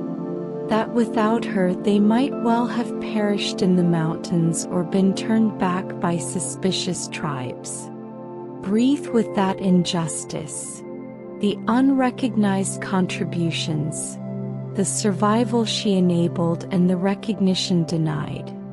And Sacagawea was not the only one whose contributions went unrewarded. There was another member of the Lewis and Clark expedition whose story is even more obscured. An enslaved man owned by William Clark. York was not a servant along for the ride. He was a full participant. He hunted, scouted, helped navigate. His strength and skills were essential. Indigenous peoples were often fascinated by him. Many had never seen a black man before, and he became an important figure in many encounters, helping establish friendly relations. York contributed heavily to the expedition's success. He endured the same hardships, faced the same dangers, walked the same thousands of miles. And when it was over, he was returned to slavery. While Lewis and Clark received land grants and fame and positions of honor, York received nothing. He asked Clark for his freedom. Clark refused. For years. Eventually, Clark may have freed him. The historical record is unclear. But what is clear is the profound injustice. York survived the expedition, contributed to its success, and was denied even basic recognition, let alone freedom or reward. Let that sink in as you drift deeper into stillness. The invisible contributions, the survival that counted for nothing in the official histories, the courage that went unrecorded. Now shift to a different kind of survival, more immediate, more visceral. The year is 1823. A fur trapper named Hugh Glass was traveling with a group through what is now South Dakota. While scouting ahead, he surprised a grizzly bear with cubs. The bear attacked, mauled him terribly. His companions heard the screams and came running, eventually killing the bear. But Glass was torn apart, deep gashes across his back, his throat, his legs. He was unconscious, barely breathing. Everyone assumed he would die within hours. 2 men were left behind to wait with Glass until he died, then bury him. But hours passed. Days. Glass clung to life, unconscious but somehow not dying. The 2 men grew nervous. They were in dangerous territory and Glass was taking too long to die. Finally, they made a decision. They took Glass's weapons and supplies and they left. They told the others that Glass had died and they had buried him. But Glass didn't die. He regained consciousness, alone, unarmed, his body shredded hundreds of miles from the nearest settlement. By all logic, he should have died within hours. But Hugh Glass decided to survive. He could barely move. He crawled, inch by inch, dragging his broken body. He set his own broken leg. He let maggots clean his wounds to prevent infection. He ate berries, roots, anything he could find. When he found a rotting buffalo carcass, he drove off the wolves and ate the putrid meat. He crawled to a river and made a raft, floating when he was too weak to crawl. 200 miles. He crawled, floated, stumbled, dragged himself 200 miles over 6 weeks. Should have been impossible. But Glass survived through sheer bloody-minded will. When he finally reached Fort Kiowa, the men there couldn't believe it. They had heard he was dead. But here he was, barely alive but alive nonetheless, having crawled 200 miles through wilderness with wounds that should have killed him 10 times over. Glass survived.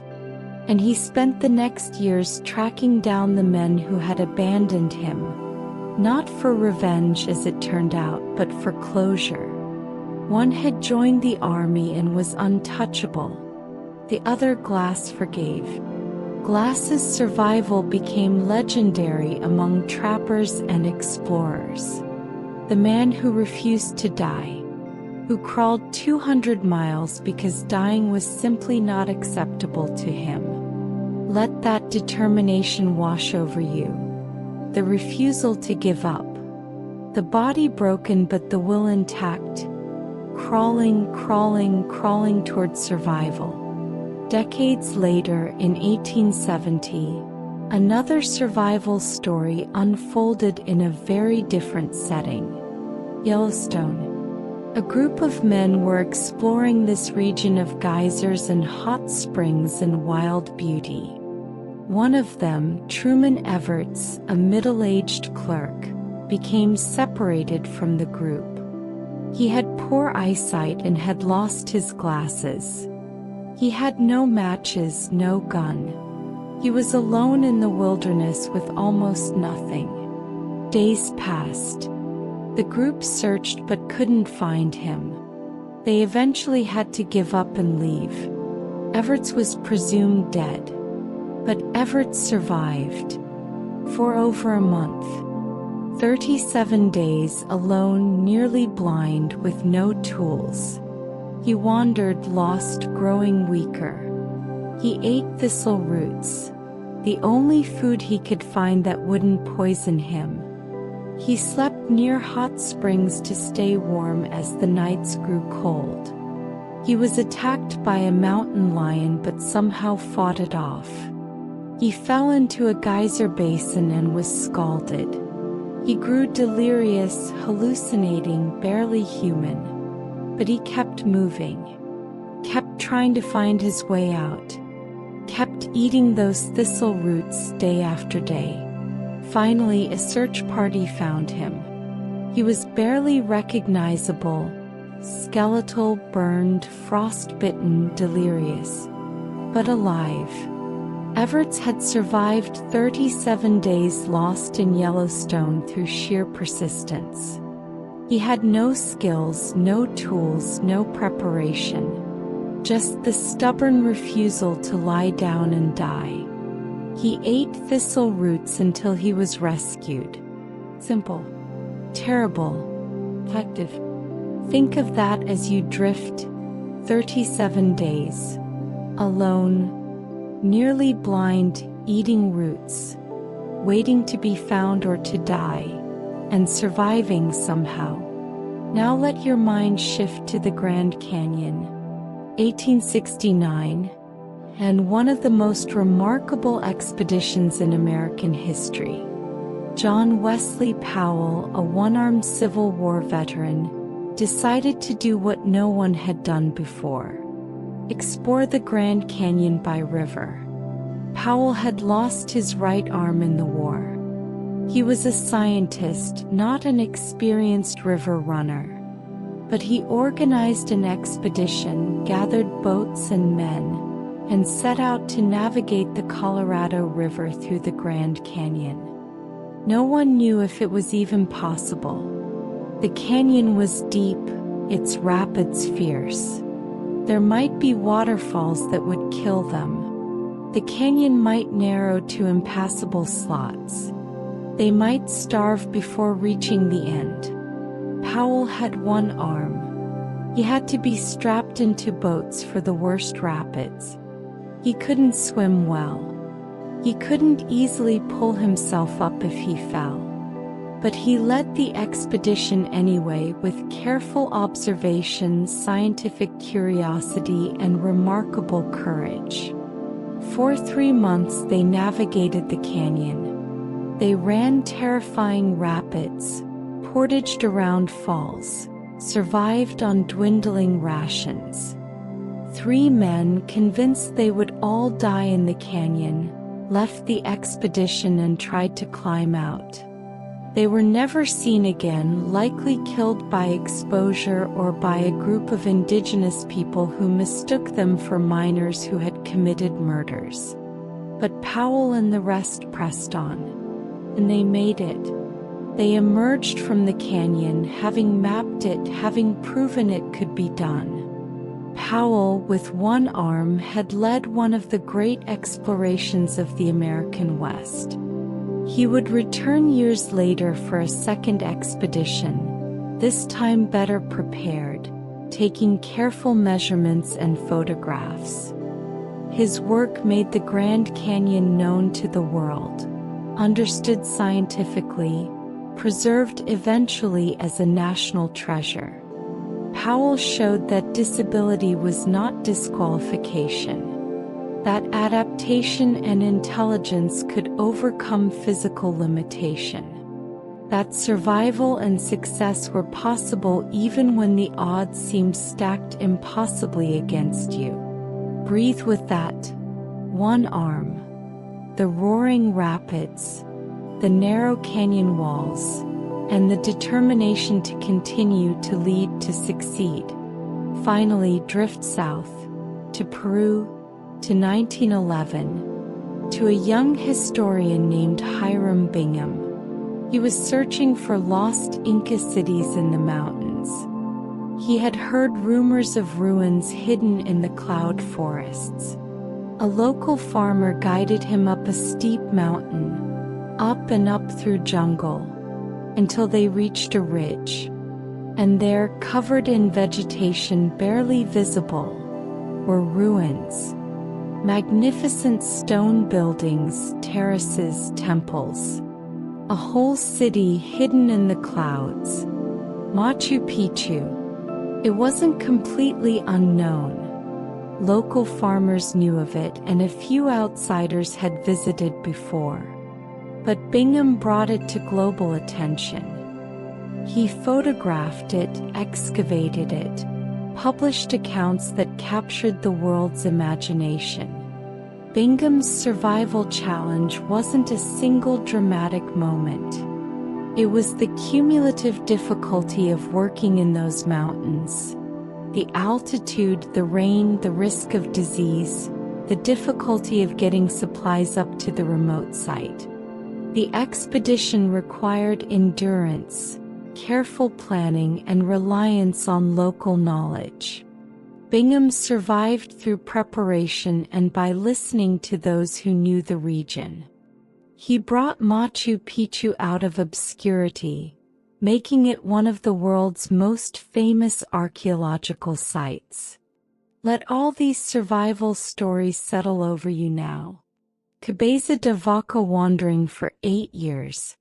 Sacagawea guiding Lewis and Clark through impossible terrain, unrecognized. York contributing everything and receiving nothing. Hugh Glass crawling 200 miles with mortal wounds. Truman Everett surviving 37 days on thistle roots. John Wesley Powell running the Grand Canyon with one arm. Hiram Bingham bringing Machu Picchu to the world. Each one a story of survival, of endurance, of refusing to give up even when giving up would be so much easier. Some survived and received nothing. Some survived and were forgotten. Some survived and became legends. But all of them survived. Through adaptation, through will, through help from others, through sheer stubborn refusal to die. Exploration as survival. Discovery as endurance. The world learned not just because these people went to new places, but because they made it back. They survived long enough to tell the story. As you drift into sleep, imagine their journeys, the long walk home, the crawl towards safety, the navigation of impossible waters, the month alone in the wilderness, the years of wandering. Imagine survival, breath by breath, step by step, day by day, until finally somehow home appears on the horizon. They survived, and in surviving they gave us their stories, their knowledge, their proof that humans can endure far more than we imagine. Sleep now. You are safe. You are home. You don't have to survive the wilderness tonight. Only drift through gentle dreams. Let their endurance inspire your rest. Their survival guarantee your peace. Their stories watch over your sleep like distant campfires in the dark.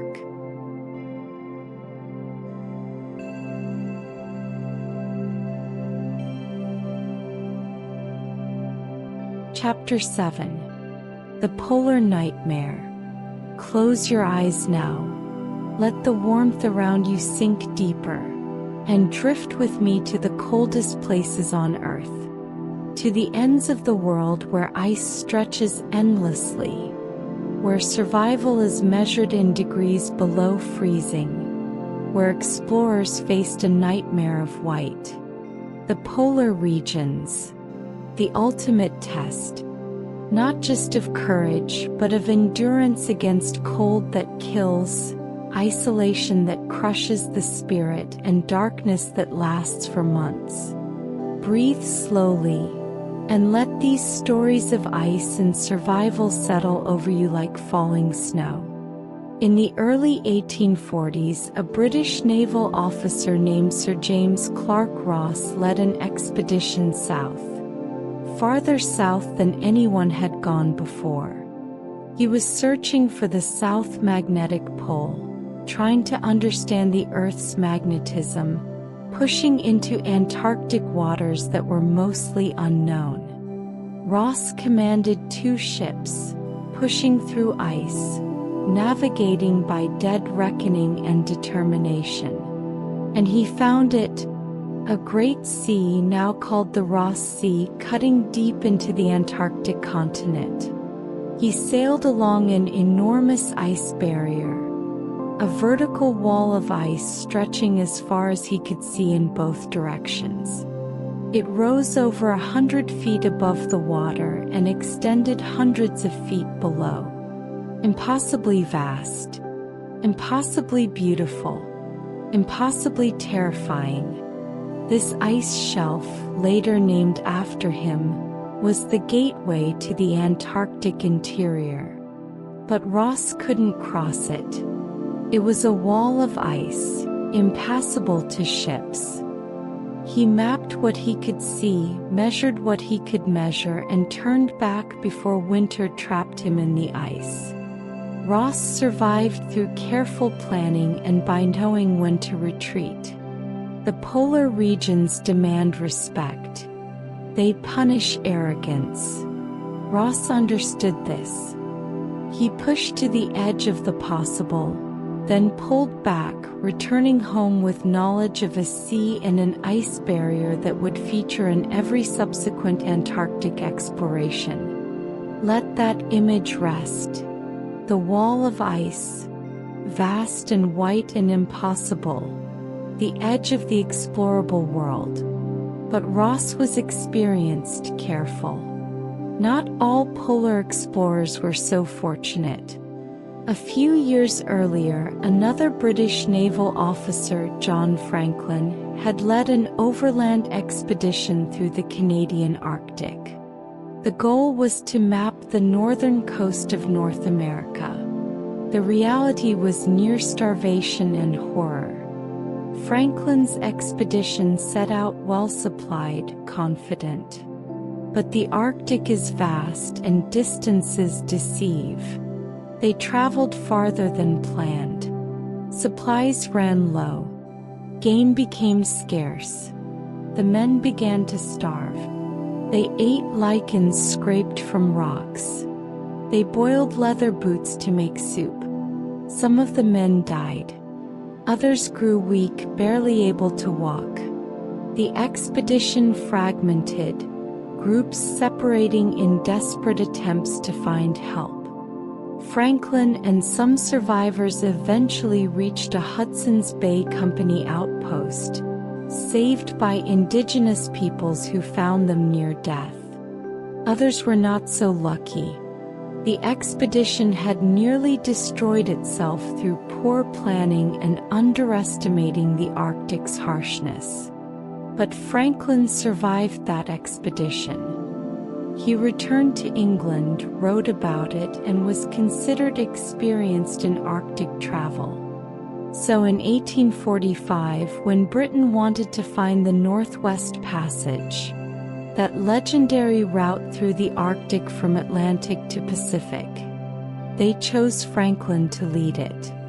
This time Franklin did not return. The Franklin expedition, 2 ships, 129 men, well supplied with the best technology of the age, including canned food and steam engines, sailed into the Arctic in 1845 and vanished.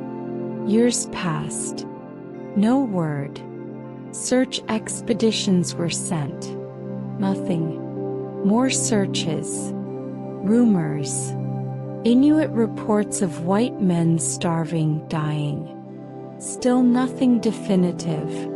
Slowly, over decades, the story emerged from relics and remains found scattered across the Arctic islands. The ships had become trapped in ice. Franklin had died early. The survivors had abandoned the ships and tried to walk out. They had starved. They had frozen. Some had resorted to cannibalism in their desperation. All 129 men died. The Franklin expedition became a ghost story, a cautionary tale. The Arctic had swallowed them entirely, and only slowly released fragments of their story. Even today, the wrecks of the ships were only found in recent years, resting on the ocean floor, preserving the mystery and tragedy. Let yourself breathe with that loss. 129 men vanished into the ice. The Arctic keeping its secrets for over a century and a half. The tragedy of Franklin haunted polar exploration for generations. But it didn't stop explorers from trying. The poles still called. The ultimate challenge. The farthest points. The coldest, most hostile environments on Earth. In 1911, the race to the South Pole reached its climax. 2 expeditions, one led by a Norwegian Roald Amundsen, one by a British naval officer Robert Falcon Scott, both racing to be first to reach the bottom of the world. Amundsen was experienced, practical, ruthless in his efficiency. He studied how indigenous Arctic peoples survived. He used dogs and skis. He traveled light. He planned meticulously, placing supply depots along his route. Everything was calculated for efficiency and survival. On December 14, 1911, Amundsen and 4 companions reached the South Pole. They planted the Norwegian flag, took measurements to confirm their position, and turned around. The return journey was smooth, almost routine. They had succeeded. Amundsen survived through preparation and by learning from those who knew how to live in ice. He respected the environment and planned for every contingency. Scott's expedition was different. More ambitious in scope. Scott wanted to do science along the way, collect specimens, make observations. He used ponies and motor sledges alongside dogs with mixed success. His expedition was larger, more complex. Scott and 4 companions reached the South Pole on January 17, 1912, over a month after Amundsen. When they arrived, exhausted from the journey, they found Amundsen's tent, his flag, a letter. They had lost the race. The disappointment was crushing. But worse was to come. The return journey was a nightmare. The men were exhausted, undernourished. The weather was worse than expected. One man died from a fall and head injury. Another, suffering from severe frostbite and gangrene, realized he was slowing the others down. His name was Lawrence Oates, a cavalry officer, stoic and brave. His feet were destroyed by frostbite. He could barely walk. He knew he was killing his companions with his slowness. On March 17, 1912, during a blizzard, Oates stood up in the tent and said, "I am just going outside and maybe some time." He walked out into the blizzard, into certain death, sacrificing himself, hoping the others would move faster without him and survive. They didn't. Scott and the 2 remaining men made it only a few more miles before being trapped by another blizzard. They died in their tent, just 11 miles from a supply depot that would have saved them. Scott's diary was found with their bodies months later. His final entries are heartbreaking. Writing letters to the families of his men, taking responsibility, expressing love for his own family. And that last entry, "It seems a pity, but I do not think I can write more." Let that image settle. Oates walking into the blizzard. Scott and his men dying just miles from safety. The cruel arithmetic of polar survival, where 11 miles might as well be 1,000. But not all polar stories end in tragedy. Around the same time, another explorer was writing one of the greatest survival stories ever told. Ernest Shackleton's endurance expedition set out in 1914 to cross Antarctica on foot.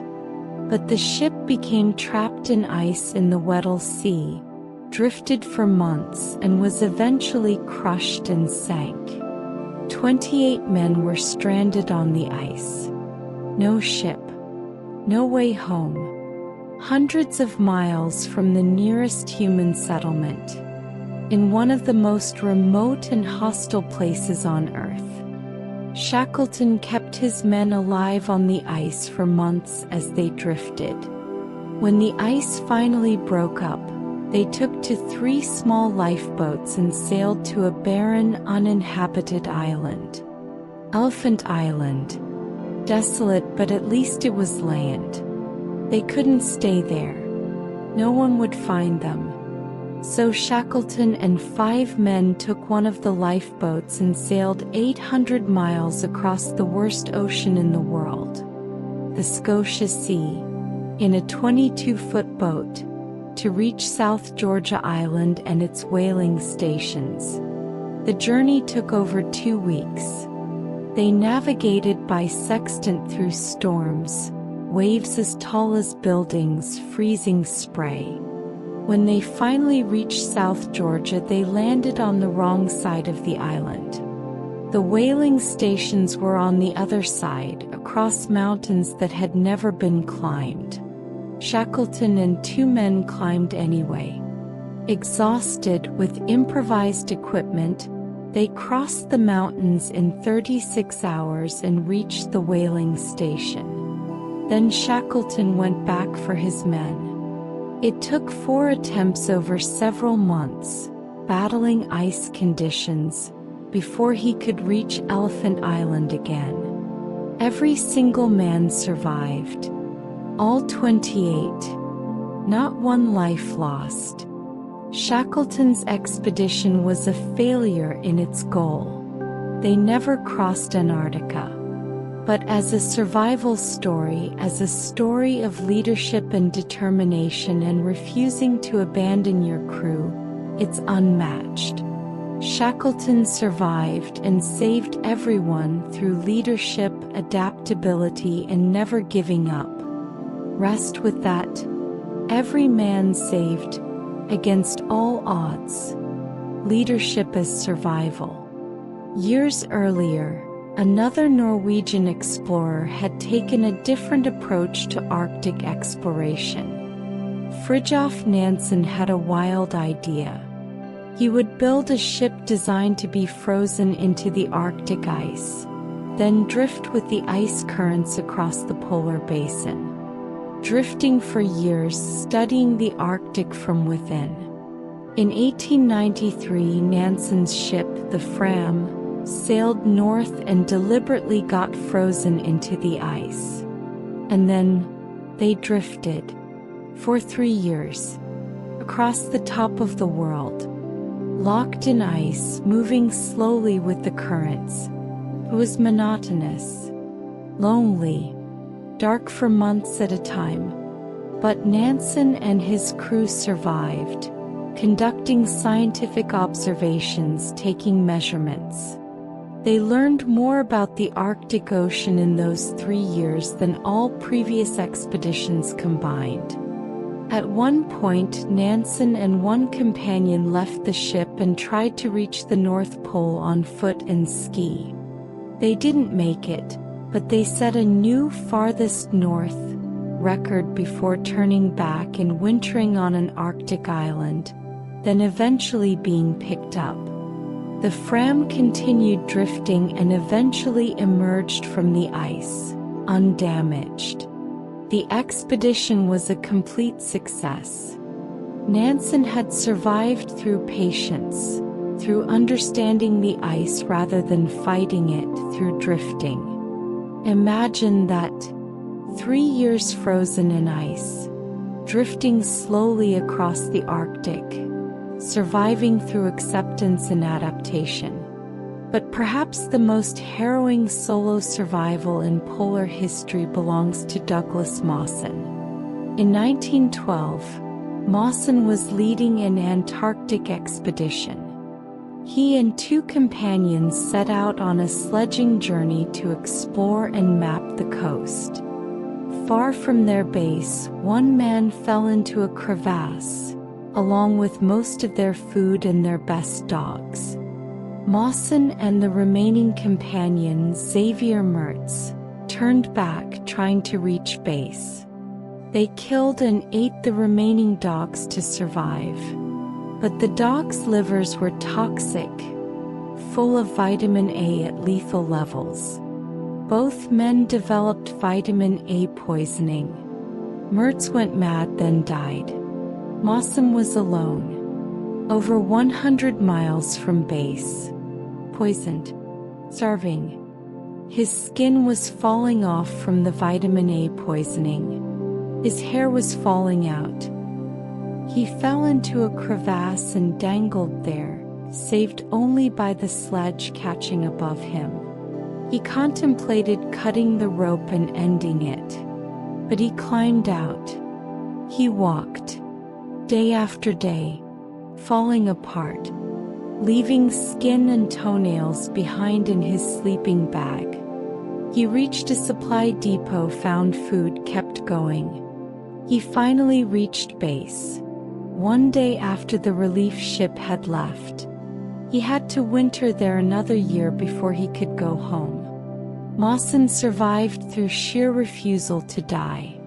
Against poisoning, against the elements, against every reason to give up.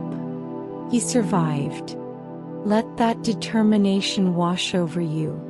Alone, poisoned, falling apart, and still walking, still surviving. There were other polar explorers too.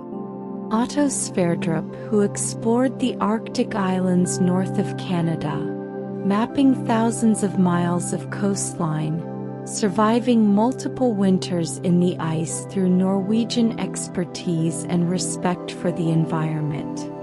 And Matthew Henson, an African-American explorer who accompanied Robert Peary on multiple Arctic expeditions. In 1909, Peary claimed to have reached the North Pole. But Henson was likely the first to actually stand at the pole. He was in front breaking trail when they reached the area. But Henson received little recognition. Peary took the credit. Henson, like York, like Sacagawea, contributed everything and received almost nothing.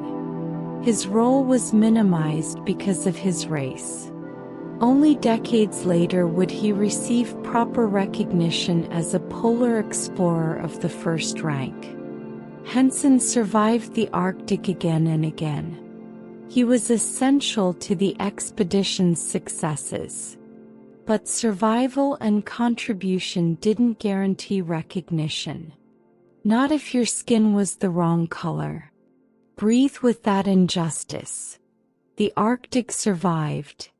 The pole reached, and credit denied. All these polar explorers. Ross finding the Great Ice Barrier. Franklin starving on his first expedition, then vanishing entirely on his second. Amundsen reaching the South Pole through preparation. Scott reaching it second and dying on the return. Oates walking into the blizzard. Shackleton saving every man against impossible odds.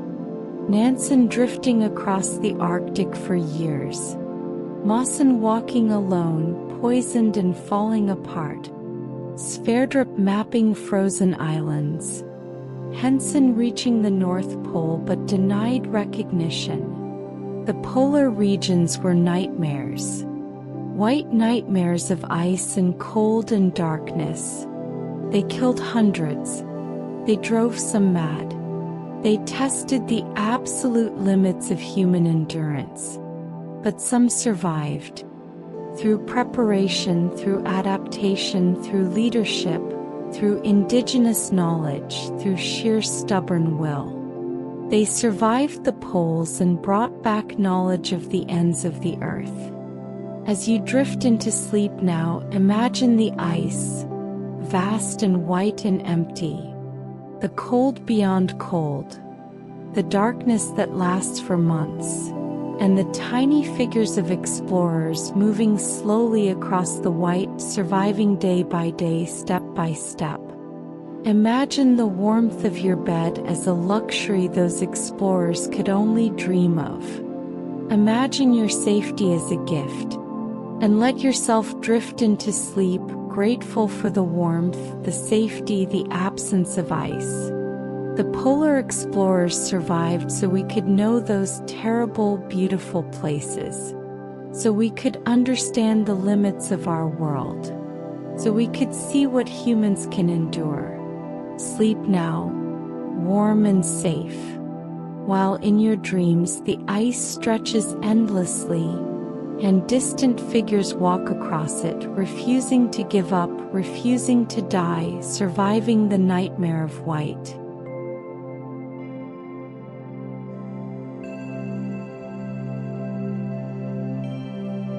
Chapter 8. The High Mountains. Let your breathing slow now, deep and easy, and drift with me upward.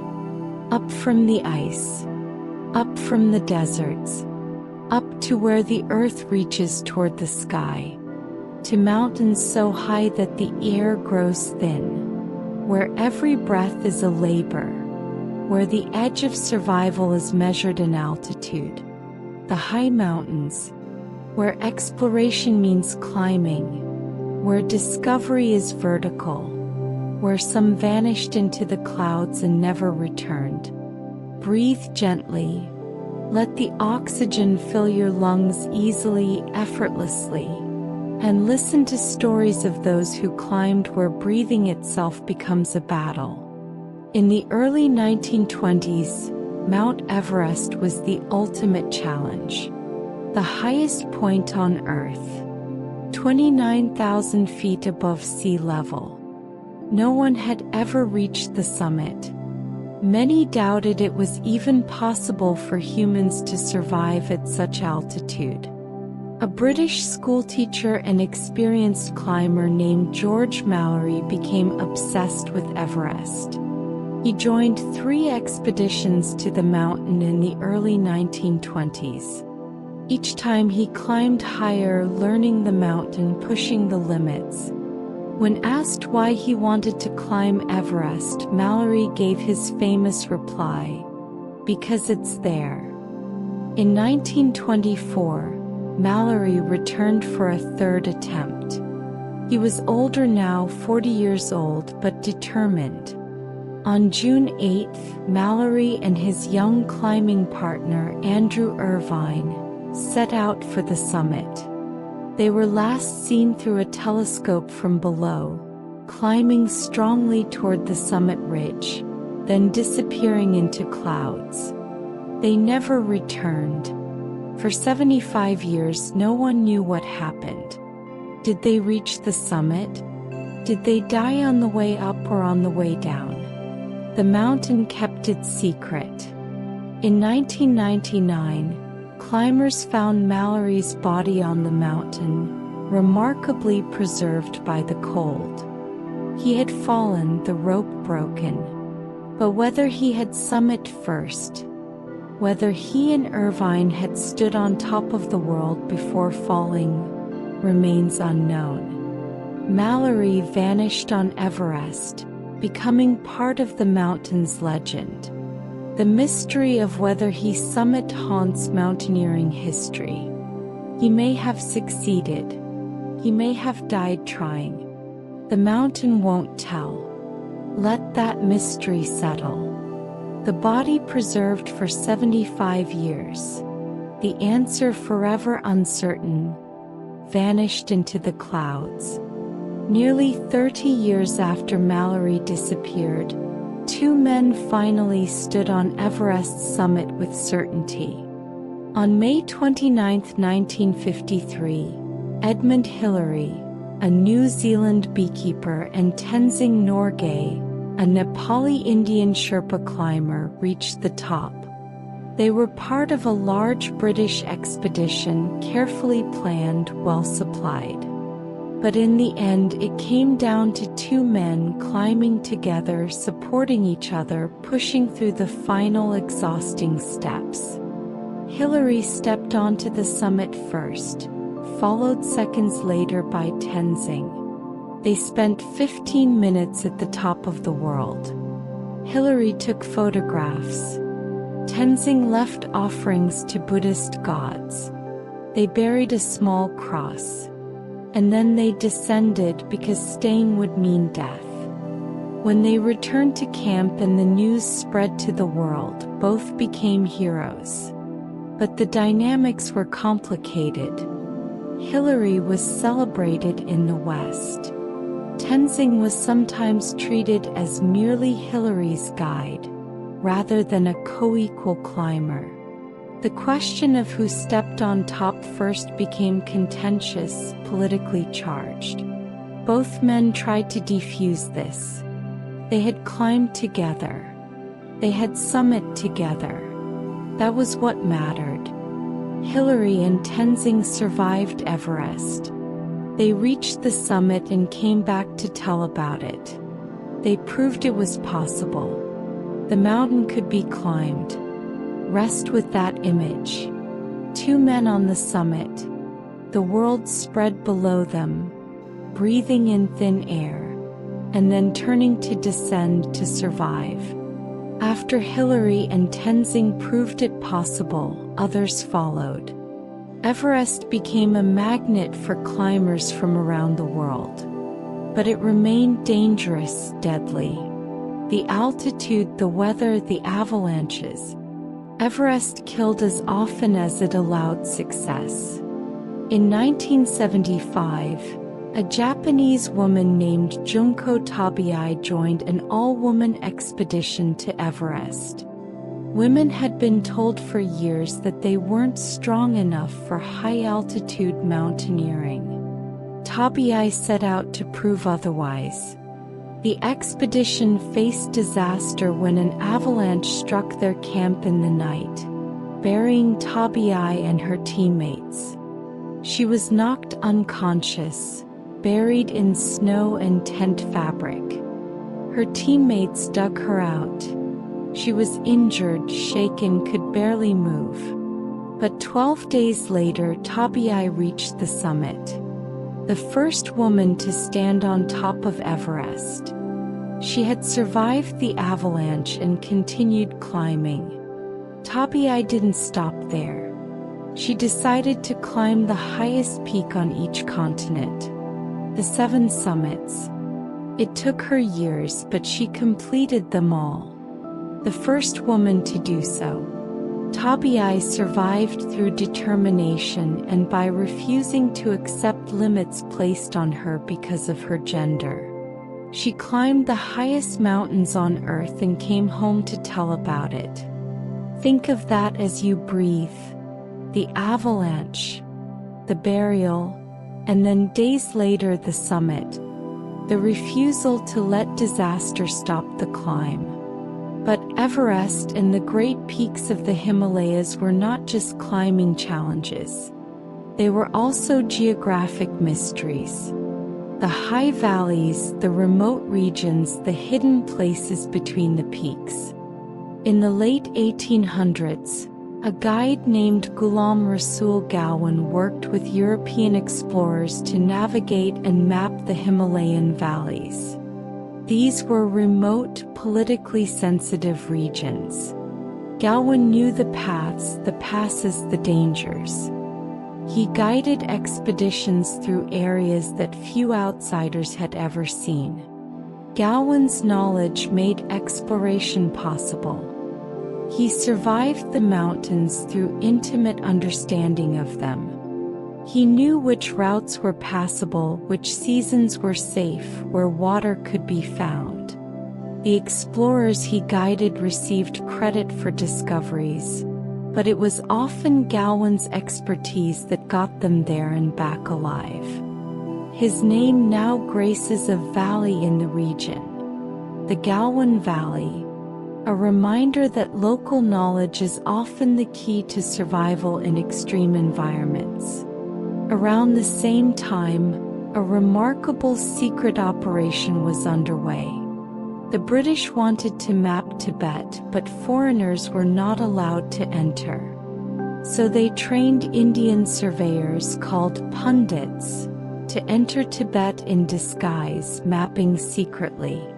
These men walked thousands of miles through Tibet and the Himalayas, using prayer beads to count their paces, hidden compasses to determine direction, thermometers disguised in walking sticks to measure altitude by boiling point. They memorized what they saw, took measurements covertly, and brought back detailed maps. They survived through deception and courage. If discovered, they could have been killed. But they walked through forbidden lands, mapping them secretly, expanding geographic knowledge while risking everything. Think of that, walking thousands of miles, counting every step with prayer beads, hiding your instruments, pretending to be a pilgrim while secretly mapping one of the last blank spaces on the map. Let your mind drift now to stories that seem unusual among polar and mountain exploration, yet remind us that exploration took many forms. There was Prince Felix Yusupov, a Russian aristocrat fabulously wealthy, who joined Arctic expeditions not out of necessity but out of a desire for adventure and scientific interest. He survived the Arctic alongside professional explorers, his wealth allowing him to participate in endeavors usually reserved for military and scientific personnel. His story reminds us that exploration attracted people from all walks of life for different reasons. Some sought glory, some knowledge, some simply the experience of extreme places. And then there is perhaps the most remarkable explorer of all, James Holman, a British naval officer who went blind in his 20s due to illness. This was the early 1800s. Blindness was considered a complete disability. Holman was retired from the Navy with a pension. But Holman refused to accept a quiet, stationary life. He began to travel. And not just short trips. He traveled the world. He circumnavigated the globe. Multiple times. Alone. Blind. Holman traveled through Russia, across Siberia, through Africa, across South America, throughout Europe and Asia. He wrote books about his travels, describing places through sound, smell, touch, and the descriptions of others. He used a walking stick to navigate.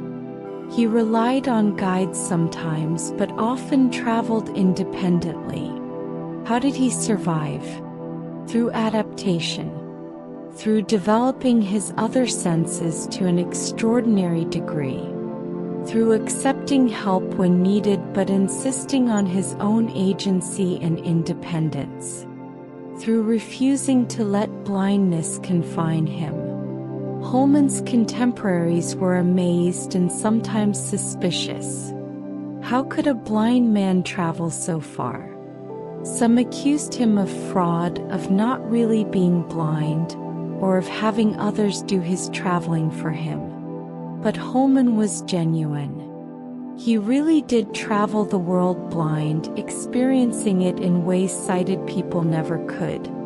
He survived through adaptation and determination. He proved that exploration wasn't just for the able-bodied, the sighted, the conventionally capable. Exploration was for anyone determined enough to do it. Let that sink in. Circumnavigating the globe, blind, in the 1800s, alone, surviving through senses and intelligence and will. All these mountain explorers and those who defied expectations. Mallory vanishing on Everest, perhaps summiting, perhaps not, the mystery eternal. Hillary and Tenzing reaching the summit together, proving it possible. Tabai surviving an avalanche to become the first woman on Everest, then completing the 7 summits. Galwan navigating Himalayan valleys, his local knowledge making exploration possible. The Indian pundits mapping Tibet secretly, counting steps with prayer beads, risking death for geographic knowledge. Yusupov joining Arctic expeditions as an aristocrat adventurer. Holman circumnavigating the globe blind, refusing to let disability limit him. These stories remind us that exploration takes many forms. Mountains to climb, valleys to navigate, forbidden lands to map in secret, conventional limits to defy. Some vanished, some survived, some succeeded, some became mysteries, but all pushed boundaries of altitude, of geography, of what people thought was possible. The mountains are still there. Everest still kills climbers who underestimate it. The high valleys still guard their secrets. But these explorers showed what is possible with determination, preparation, partnership, and refusal to accept limits. As you drift into sleep, imagine the mountains, rising impossibly high, their summits lost in clouds, and small figures climbing step by exhausting step, breathing thin air, surviving. Imagine Mallory's last view looking up at the summit so close. Imagine Hillary and Tenzing standing together at the top of the world. Imagine Tabii digging herself out of avalanche snow and deciding to continue. Imagine the pundits walking through Tibet, secretly counting their steps. Imagine Holman navigating the world by sound and touch and determination. The high places called to them. They answered. Some survived. Some didn't. But all of them reached higher than most people dare to dream. Sleep now. Safe at sea level. Where breathing is easy and the air is thick and warm. Where you need not climb, need not count steps, need not hide your purpose.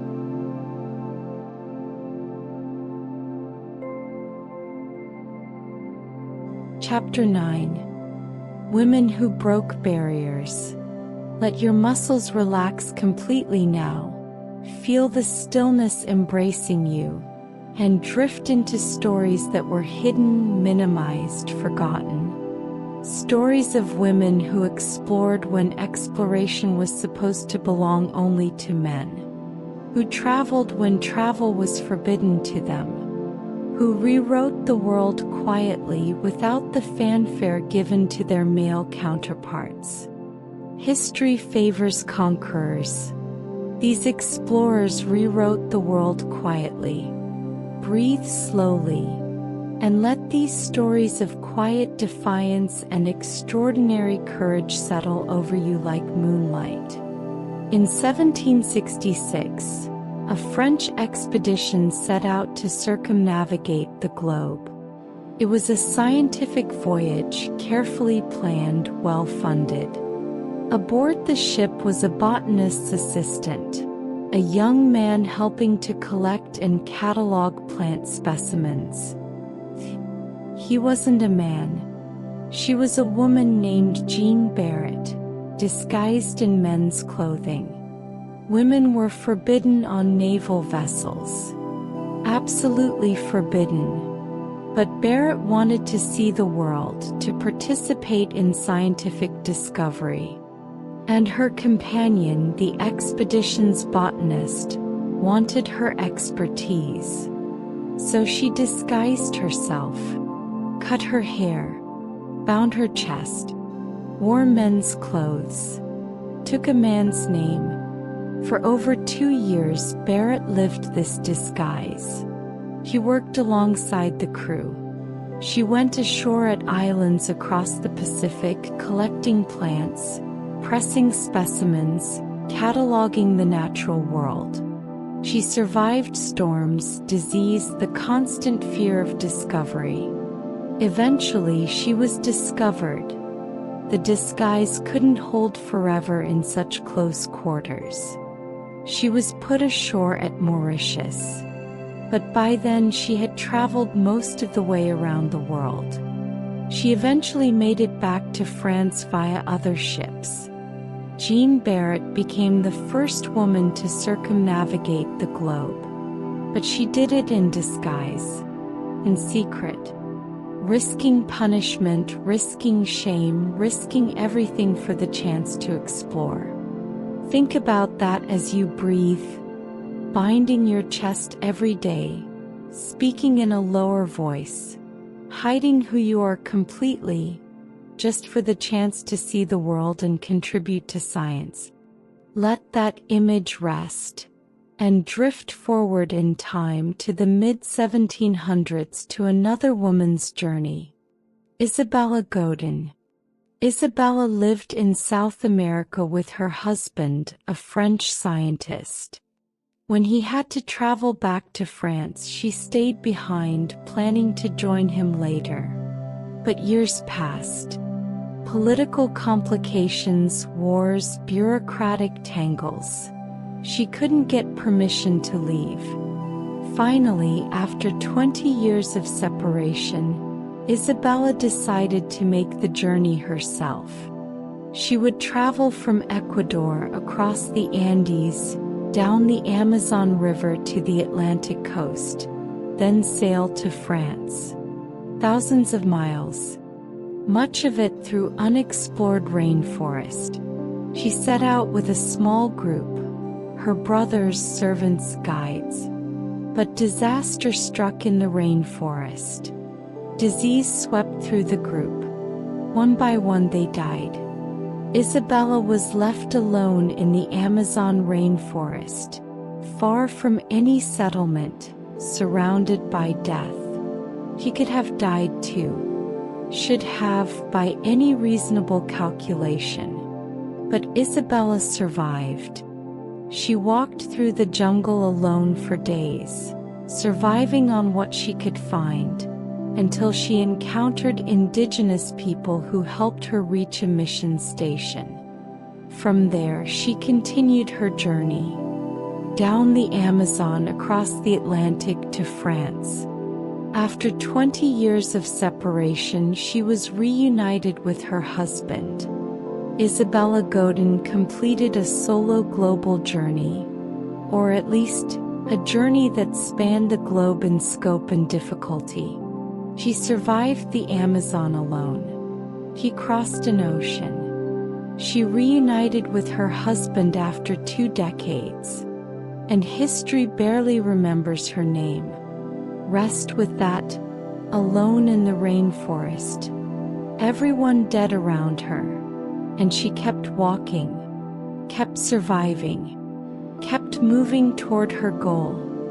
Now drift forward to the 1890s, to a very different kind of journey. A woman named Annie Londonderry made a bet. She would bicycle around the world.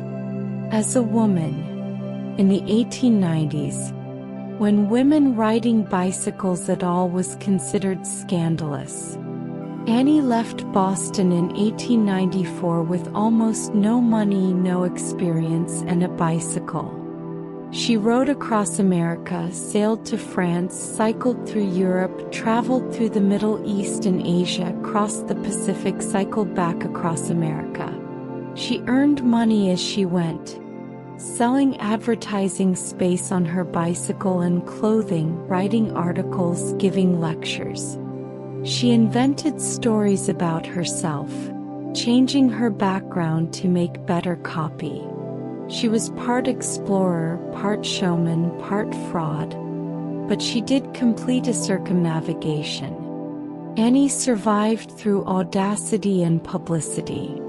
She turned her journey into a spectacle, using the novelty of a woman cyclist to generate attention and income. She proved that a woman could travel independently, could earn her own way, could circumnavigate the globe on her own terms. Think of that, in an era when women were supposed to stay home to be protected. Annie got on a bicycle and rode around the world, funding her journey through her own wits. A few decades later, another woman took an even more ambitious journey. Loha Wanderwell. In the 1920s, at just 16 years old, she joined an around-the-world automobile expedition. Driving around the world was still extraordinary in the 1920s. Roads were poor or non-existent in many places. Cars broke down constantly. But Aloha and the expedition leader drove from continent to continent, across deserts and mountains, through remote villages and modern cities. Aloha learned to drive, to navigate, to repair the vehicles. She filmed their journey, creating one of the first travelogues of its kind. She survived bandits, accidents, political upheavals. She drove through places where local people had never seen a car before. She circumnavigated the globe by automobile when most people had never even ridden in a car. He did it as a teenager. She did it as a woman in an era when women's independence was still radical. Breathe with that adventure. 16 years old. Driving across continents. Filming it all, surviving through mechanical skill and youthful fearlessness. And then there was Claire Norshtinis, a German woman who, in 1927, decided to become the first woman to circumnavigate the world by automobile, driving herself, planning her own route. She drove from Berlin eastward, through Russia, through Siberia, across Asia, down through Southeast Asia to Australia, then across the Pacific by ship to South America, through Central America, through North America, across the Atlantic back to Europe. Took 2 years. He drove through mud, through deserts, through mountains. She shipped her car across oceans when necessary. She dealt with breakdowns, with bureaucracy, with people who didn't believe a woman could do what she was doing. Xuanzang survived through mechanical expertise and absolute determination. She reached her goal. She circumnavigated by automobile. And then history largely forgot her because she was a woman, because she didn't fit the narrative of male explorer heroes. Let that settle. 2 years driving around the world, dealing with every imaginable obstacle, succeeding, and being forgotten. Now drift back slightly, to 1889. A young American journalist named Nellie Bly proposed an audacious idea to her editor. She would race around the world, trying to beat the fictional record of Jules Verne's character Phileas Fogg. 80 days around the world. Her editor doubted. A woman traveling alone racing? But Bly convinced him. On November 14, 1889, she departed New York by steamship. She traveled east, across the Atlantic, through Europe, through the Suez Canal, across Asia, across the Pacific. She took trains, ships, sampans, carriages, anything that would move her forward. She didn't stop to sightsee. She raced. And she made it. 72 days. She circumnavigated the globe in 72 days, setting a real-world record and beating the fictional one. He became famous worldwide. Nellie Bly proved that women could travel fast, efficiently, independently. She survived through speed and determination and the support of steamship companies who wanted the publicity. She showed that women could race around the world just as well as any man could. Better even. Think of that. Racing the clock around the entire planet. 72 days of constant movement. And succeeding. Now let your mind drift to the 1950s, to the Appalachian Trail. A hiking trail running over 2,000 miles from Georgia to Maine, through mountains and forests, rugged and difficult. A woman named Emma Gatewood decided to hike it. Alone. She was 67 years old. She had no special equipment. She wore Keds sneakers. She carried a simple shoulder bag with minimal supplies. No tent, no sleeping bag. Just a shower curtain to use as shelter. She survived on food she could buy or forage along the way. People thought she was crazy. A 67-year-old grandmother hiking the Appalachian Trail alone? Impossible. Dangerous. Foolish. Emma didn't care what they thought. She hiked. Day after day. Through rain, through heat, through difficult terrain. She became the first woman to through hike the entire Appalachian Trail. And then she did it again. And again. She hiked it 3 times total, the last time at age 75. Emma survived through simplicity and toughness. She didn't need fancy gear. She didn't need a team. She just needed determination and the willingness to walk day after day, mile after mile. She rewrote assumptions about age, about gender, about what was necessary for wilderness survival. He did it quietly, one step at a time. Rest with that image, 67 years old. Keds sneakers. A shower curtain.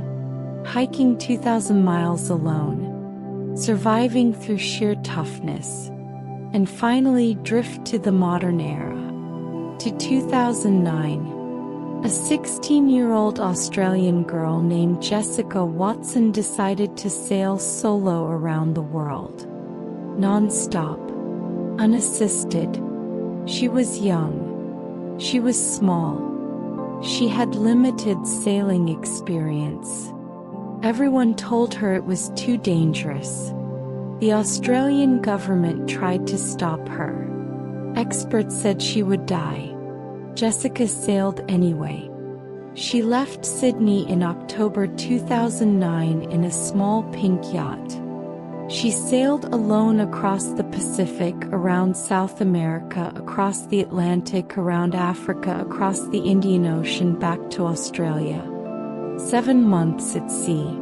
Alone. She survived storms that knocked her boat completely over, rolling at 360 degrees. She survived 40-foot waves.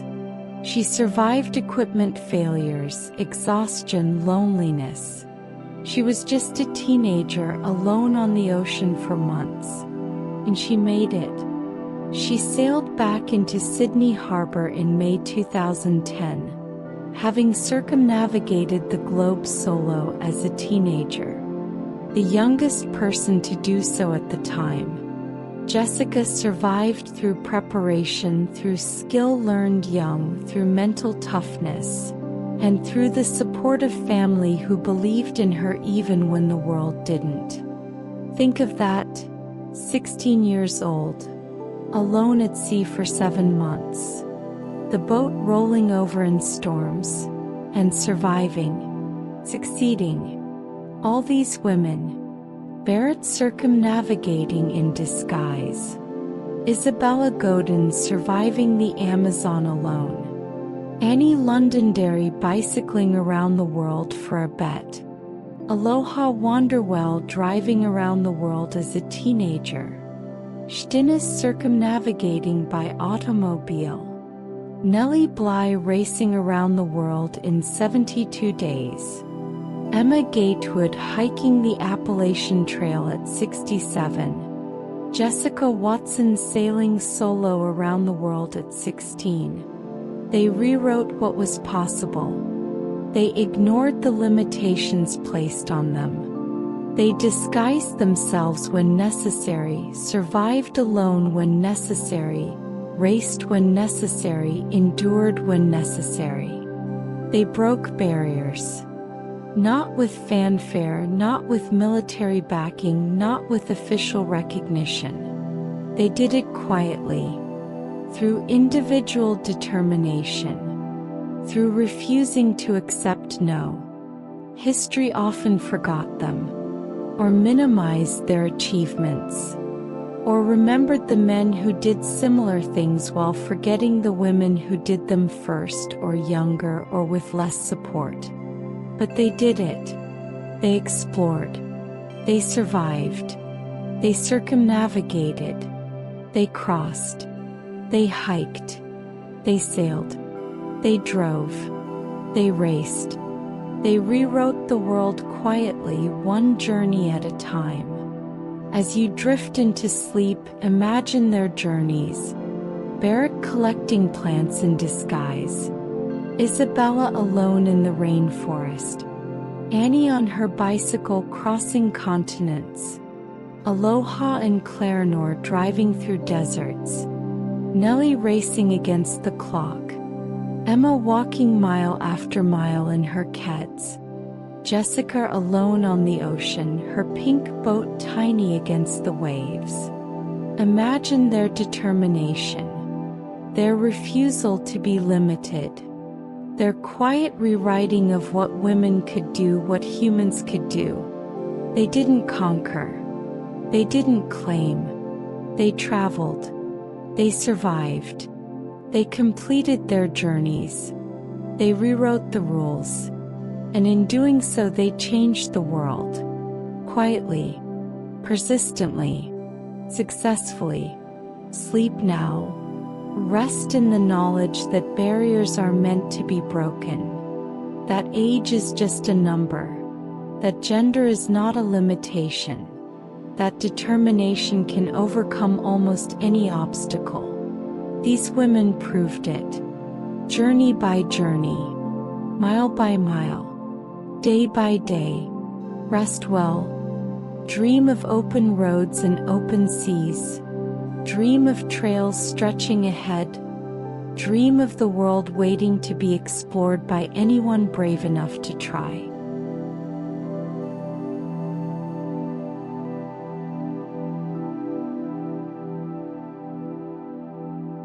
Chapter 10. Daredevils and Extremes. Let yourself sink deeper into rest now.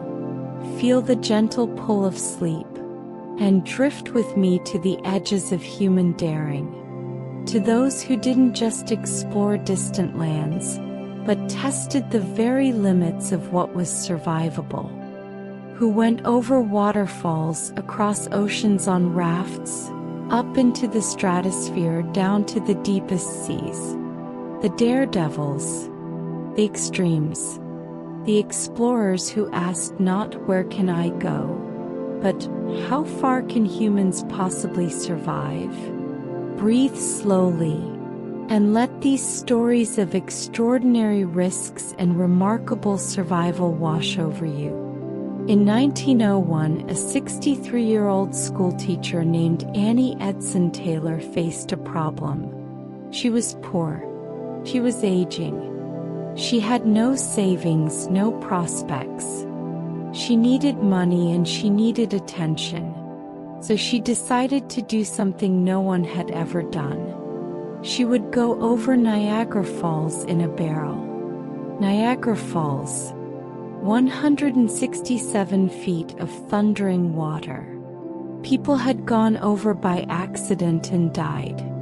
But intentionally, in a barrel, seemed like suicide. Annie had a barrel specially made. Oak and iron, padded inside with a mattress. She climbed in, carrying only her lucky heart-shaped pillow. The barrel was sealed and launched into the Niagara River above the falls. The barrel floated downstream, reached the lip of the falls, and plunged. The fall took only seconds. The barrel tumbled, crashed, was battered by the falls. It disappeared into the foam and spray. Then it emerged, bobbing in the calmer water below. When they retrieved the barrel and opened it, Annie was alive. Bruised, shaken, but alive. She had survived Niagara Falls. At 63 years old, Annie Edson Taylor became the first person to deliberately go over Niagara Falls and survive. She did it out of desperation, out of need for money and fame. The fame came briefly. The money didn't. She died poor years later. But she survived. She took an insane risk, went over one of the world's most powerful waterfalls in a barrel, and lived to tell about it. Let that image rest. Inside the barrel, in complete darkness, feeling the acceleration as the barrel tips over the falls, the sickening drop, the crashing impact, and then miraculously floating, alive, surviving. Now drift from the falls to the ocean, to 1947, to a Norwegian anthropologist named Thor Heyerdahl with a radical theory. Heyerdahl believed that ancient peoples from South America could have reached Polynesia by sea, long before the Polynesian voyagers we discussed earlier. Everyone told him this was impossible. The distance was too great. The technology too primitive. Ocean currents flowed the wrong way. Heyerdahl decided to prove it was possible. He built a raft using only materials and techniques available to ancient South Americans. Balsa wood logs lashed together with hemp rope. A simple sail. No modern materials. No engine. Just wood and rope and sail. He named it Kon-Tiki after an Inca god.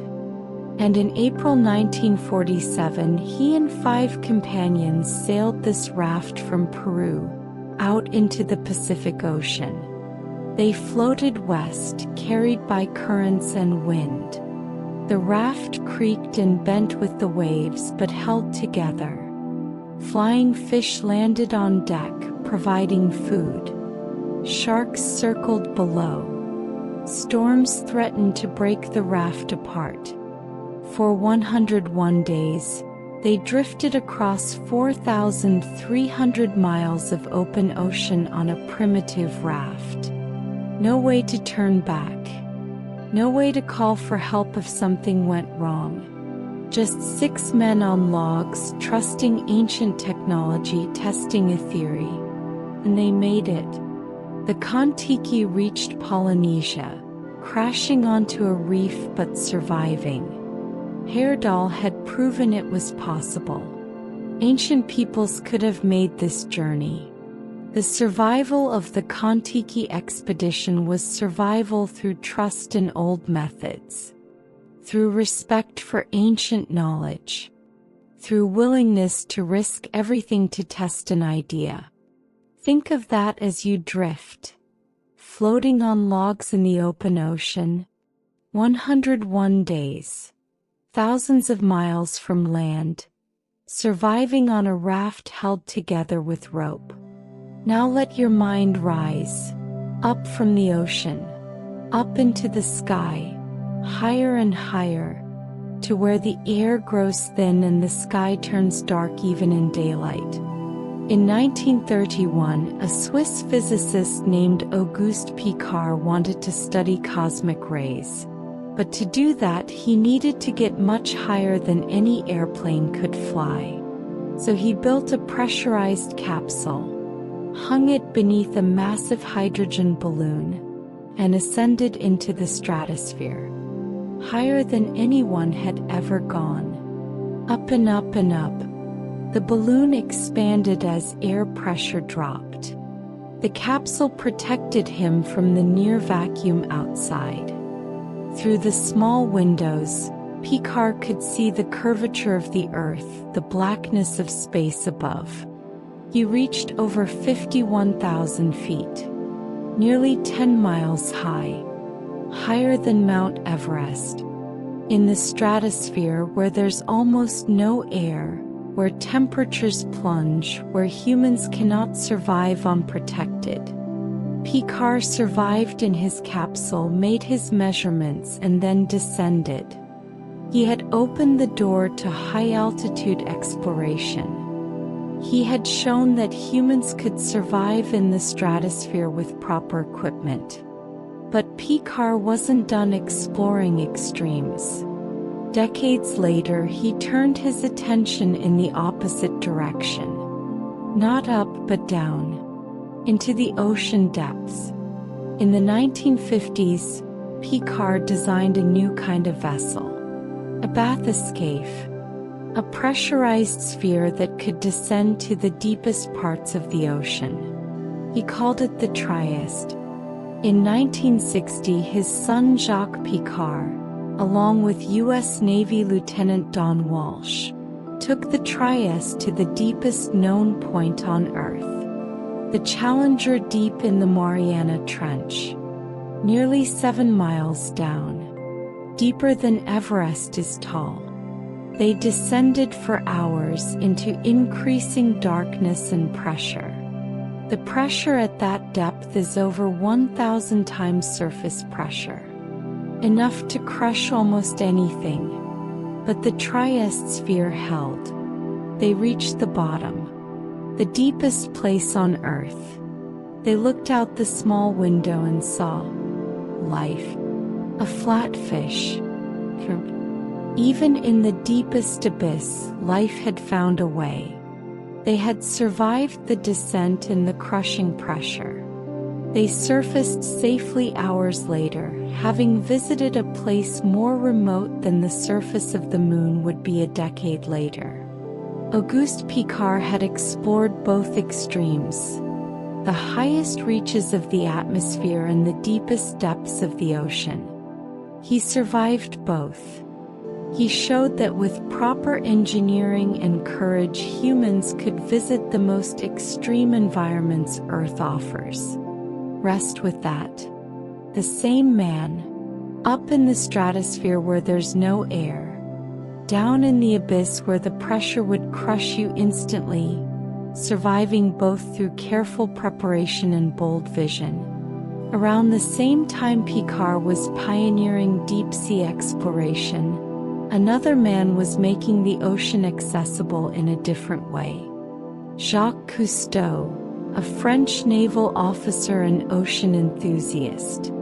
Cousteau didn't want to visit the ocean in a submarine. He wanted to swim in it, to move freely underwater. But diving technology in the 1940s was limited. Divers were tethered to the surface by air hoses, unable to move freely. Cousteau and an engineer named Émile Gagnan co-invented something revolutionary: the aqualung, a self-contained underwater breathing apparatus, what we now call scuba. Suddenly, divers could swim freely underwater, carrying their air with them. They could explore reefs, shipwrecks, underwater caves. The ocean became accessible in a completely new way. Cousteau spent decades exploring the ocean with this technology. He filmed documentaries, wrote books, sailed the world on his research vessel Calypso. He showed millions of people the beauty and mystery of the underwater world. Cousteau survived countless dives, some to dangerous depths, some in shark-infested waters, some exploring unstable shipwrecks. He survived through respect for the ocean, through careful planning, and through passion for understanding the underwater world. He made ocean exploration survivable for millions. He democratized the deep, and he helped the world fall in love with what lay beneath the waves. Breathe with that. Imagine floating underwater, breathing normally, surrounded by fish and coral. The ocean no longer a barrier but a place you can visit, surviving comfortably in an alien environment. One of those who followed in Cousteau's path was Robert Ballard, an ocean explorer and marine geologist who became fascinated by deep-sea exploration and underwater archaeology. Ballard used submersibles and remotely operated vehicles to explore the ocean floor. He searched for shipwrecks, for lost vessels, for mysteries hidden in the deep. And in 1985 he found one of the most famous shipwrecks in history: Titanic. The Titanic had sunk in 1912, over 2 miles down in the North Atlantic. Its exact location was unknown. Many had searched and failed to find it. But Ballard, using a combination of historical research and advanced technology, located the wreck. His cameras sent back the first images anyone had seen of the Titanic since it sank.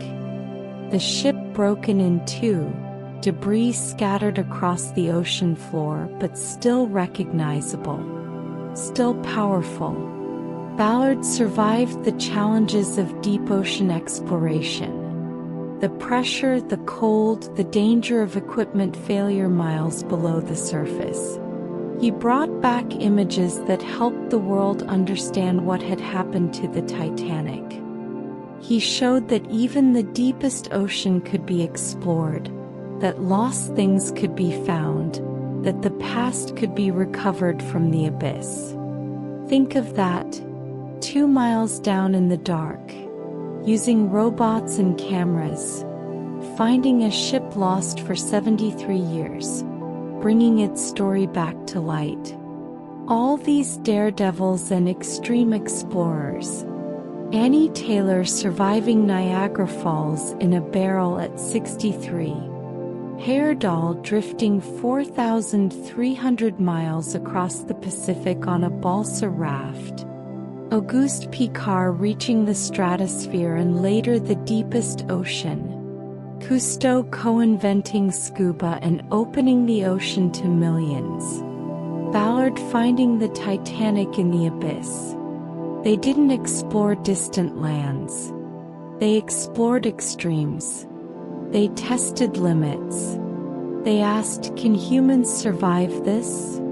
And then went and found out. They survived waterfalls that should have killed them. They survived months on rafts in the open ocean. They survived in the near vacuum of the stratosphere and the crushing pressure of the deep ocean.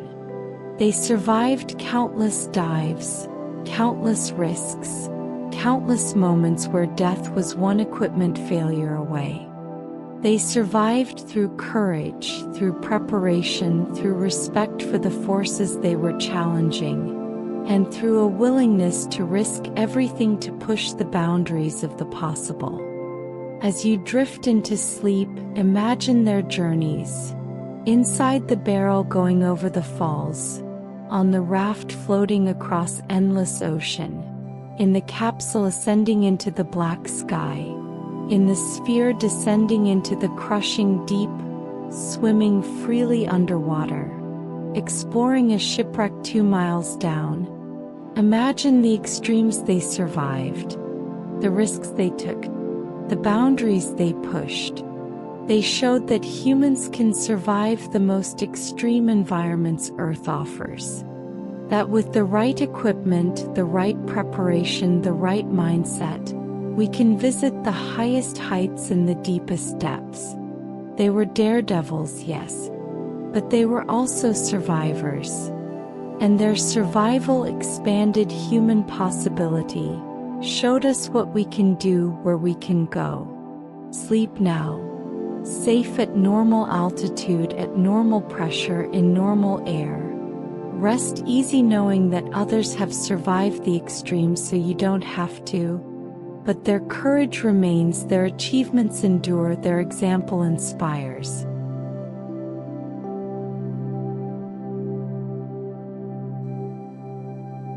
Chapter 11. Culture, Archaeology and Legacy. Let yourself settle into complete stillness now. Feel the day releasing its hold, and drift with me to a different kind of exploration. Not of distance but of time. Not of geography but of culture and history and memory. Some explorers didn't travel to unknown places. They traveled to forgotten ones. They dug through sand and time. They pieced together lost stories. They learned from those who had always known. Breathe slowly, and let these stories of discovery through patience, scholarship, and humility wash over you like ancient dust settling. In Egypt's Valley of the Kings, archaeologists had been searching for over a century. They had found tomb after tomb of ancient pharaohs, all robbed in antiquity, their treasures long gone. By the 1920s, most experts believed there was nothing left to find. The valley had given up its secrets. But a British archaeologist named Howard Carter disagreed. He believed there was one more tomb. The tomb of a minor pharaoh who had died young. Tutankhamun. Carter searched for years. He excavated thousands of tons of sand and rubble. His funding was running out. He was down to his last season. And then in November 1922, a workman found a step. cut into bedrock, hidden beneath ancient workers' huts. Carter cleared the steps. They led down to a sealed doorway. The seals were intact, unbroken. This tomb had not been robbed. When Carter finally opened the tomb and shone his light inside, he saw wonders. Gold everywhere, furniture, chariots, saddles, a room packed with treasures, and beyond it more rooms. And in the innermost chamber, a solid gold coffin containing the mummy of the young pharaoh. Tutankhamun's tomb was the most intact royal tomb ever found.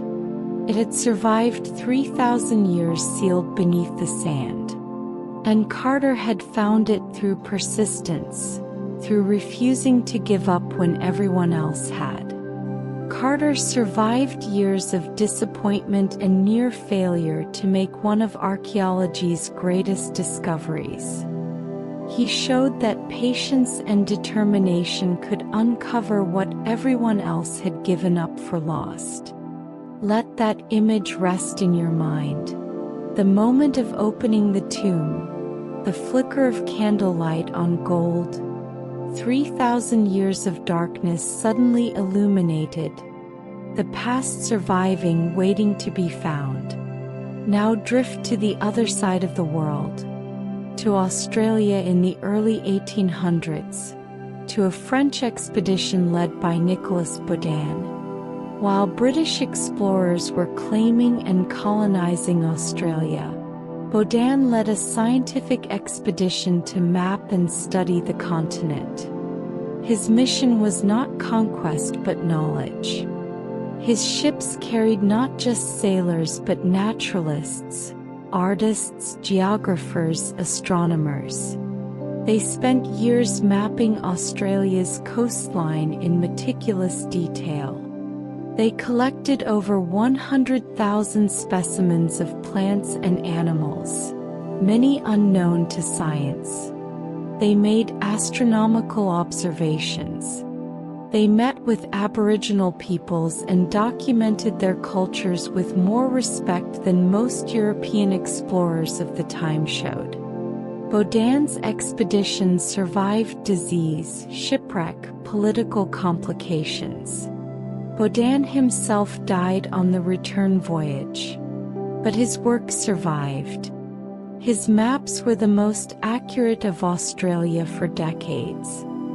His natural history collections enriched European understanding of Australian biodiversity.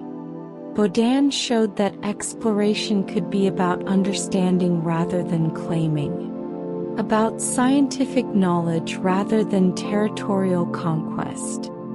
His survival and his expedition's survival contributed to human knowledge rather than just national glory. Think of that as you drift, mapping not to conquer but to understand, collecting not to own but to study, exploration as science, as scholarship, as respect. In the 1920s and 30s, while Baudin's work was being built upon by others, a British woman named Freya Stark was exploring remote valleys of the Middle East. Regions that few Westerners and almost no Western women had ever visited. Stark traveled through Persia, through remote areas of what is now Iran, Iraq, and Yemen. She explored valleys mentioned in ancient texts but not on modern maps. She traveled with local guides, learned local languages, lived in local homes. She survived bandit attacks, disease including dengue fever and malaria, and the constant challenges facing a woman traveling alone in conservative societies. But she survived through cultural sensitivity, through genuine interest in the people she met, through humility about her own status as a guest in their lands. Stark wrote beautifully about her travels. Her books combine geographic exploration with cultural insight, historical knowledge, and literary grace. She mapped areas that were poorly known. But more than that, she helped Western readers understand Middle Eastern cultures with nuance and respect. She survived decades of travel in difficult regions by respecting local customs and learning from local knowledge. She showed that exploration was as much about understanding people as understanding places. Breathe with that. Traveling through remote valleys, learning languages, listening to stories, surviving through cultural respect and genuine curiosity. In the 1950s and 60s, another kind of exploration was happening in East Africa. Louis Leakey, a paleontologist, was searching for evidence of human origins. He believed that humans had evolved in Africa, not Asia as many scientists thought at the time. Leakey and his wife Mary explored Olduvai Gorge in Tanzania, carefully excavating, patiently searching through layers of ancient sediment. Year after year, finding stone tools, finding fragments of bone, piecing together a story millions of years old. Their discoveries revolutionized understanding of human evolution. They found evidence of human ancestors far older than anyone had suspected. They showed that humans had indeed evolved in Africa. They pushed back the timeline of human history by millions of years. Leakey survived decades of difficult fieldwork in remote locations. He survived professional skepticism from those who doubted his theories. He survived through patience, through rigorous science, through refusing to give up when the evidence was scarce. He showed that some exploration is not across space but through time. Digging down through layers of earth, uncovering ancestors, discovering where we came from. Let that settle. The patient excavation. The fragments of bone millions of years old. The story of humanity slowly emerging from the dust. But as we talk about exploration and discovery, we must also talk about what was lost, what was forgotten, what was deliberately erased. Remember Hanno the Navigator from our first segment? The Carthaginian explorer who sailed down the coast of West Africa? His voyages and those of other Carthaginian explorers were remarkable. Carthage was a maritime power that explored extensively. But Carthage fell to Rome. The city was destroyed. Its libraries burned. Its records scattered or lost. Most of what we know about Carthaginian exploration comes from fragments, brief mentions in Roman texts, passages preserved by chance. Hanno's own account of his voyage survived only in a Greek translation of uncertain accuracy. The original Punic text is lost. We know Carthaginians explored widely, but the details of their voyages were largely erased when Carthage fell. Think about that. Entire expeditions, entire traditions of exploration lost because one civilization destroyed another. Knowledge erased by conquest. Carthaginian exploration predated much of what we celebrate as the Age of Exploration. They sailed the Atlantic. They may have reached Britain. They knew the African coast. But their achievements were minimized or forgotten after Rome destroyed their civilization. History favors the victors. And the victors weren't always the most accomplished explorers. They were just the ones who survived politically, militarily, whose records were preserved. rest with that sadness. The lost knowledge, the forgotten voyages, the explorers whose names we'll never know because their civilization fell. And this brings us to a truth that runs through all exploration. Most European explorations survived only because of indigenous knowledge and local guides. Lewis and Clark survived because of Sacagawea and other indigenous guides. Early colonists in America survived because indigenous peoples taught them what crops to grow, what plants were safe to eat. Explorers in Africa survived because local guides knew the safe routes, the water sources, the languages needed to negotiate passage. Time and again, European explorers relied heavily on local guides, on indigenous knowledge, on the expertise of people who had lived in these unknown places for thousands of years. The places weren't unknown. They were unknown to Europeans, but they were home to others. And those others kept the European explorers alive, guided them, taught them, made their explorations possible.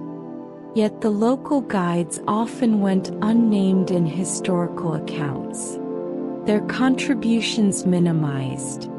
The European explorer got the credit. The indigenous guide was forgotten or reduced to a footnote. This is a pattern we've seen throughout these stories. Sacagawea, Galwan, the Indian pundits, local guides everywhere. Indigenous peoples who shared their knowledge. Exploration relied heavily on local guides, on indigenous survival skills, on accumulated knowledge passed down through generations. The European explorers survived because they were taught how to survive by those who had always known. Think about that as you drift deeper into rest. The unnamed guides, the indigenous knowledge that made survival possible, the local expertise that enabled discovery of places that were never actually lost. All these explorers and scholars, Carter patiently finding Tutankhamun's tomb, Baudin mapping Australia scientifically rather than acquisitively, Stark exploring Middle Eastern valleys with cultural sensitivity, Leakey uncovering human origins through decades of careful excavation, Hanno whose voyages were erased, Carthaginians whose exploration predated Roman power but was forgotten, indigenous peoples whose knowledge enabled European survival, local guides whose expertise made exploration possible. They remind us that exploration is complex, that it's about patience and respect as much as courage, that knowledge can be lost as easily as gained, that history remembers selectively, that those who contributed most are often forgotten. They survived through different forms of endurance. Carter through years of disappointment before success. Baudin through commitment to science over conquest. Stark through cultural humility. Leakey through patience with fragmentary evidence. Indigenous guides through generosity in sharing knowledge with strangers. And some didn't survive in memory. Carthaginian explorers erased by Rome's victory. Local guides erased by European historians. Indigenous knowledge credited to those who learned it rather than those who taught it. As you drift into sleep, hold these complexities gently. Remember that exploration has always been collaborative, even when history tells it as individual heroism. Remember that places were never truly unknown, just unknown to some. Remember that survival often meant learning from those who already knew. that the best explorers were those humble enough to be taught. Sleep now. Rest in the knowledge that history is deeper than the stories we're usually told. That time buries some truths while preserving others. That exploration is a web of human connection, not just individual achievement. Dream of tombs waiting in the sand, of maps being drawn by many hands, of valleys holding old stories, of bones millions of years old telling us where we came from, of knowledge shared across cultures, of guides leading explorers home. The past survives in fragments. We piece together what we can. We honor what we remember. We mourn what was lost. Rest well, held by the long memory of human exploration, by all those who traveled, who taught, who guided, who survived, named and unnamed, remembered and forgotten.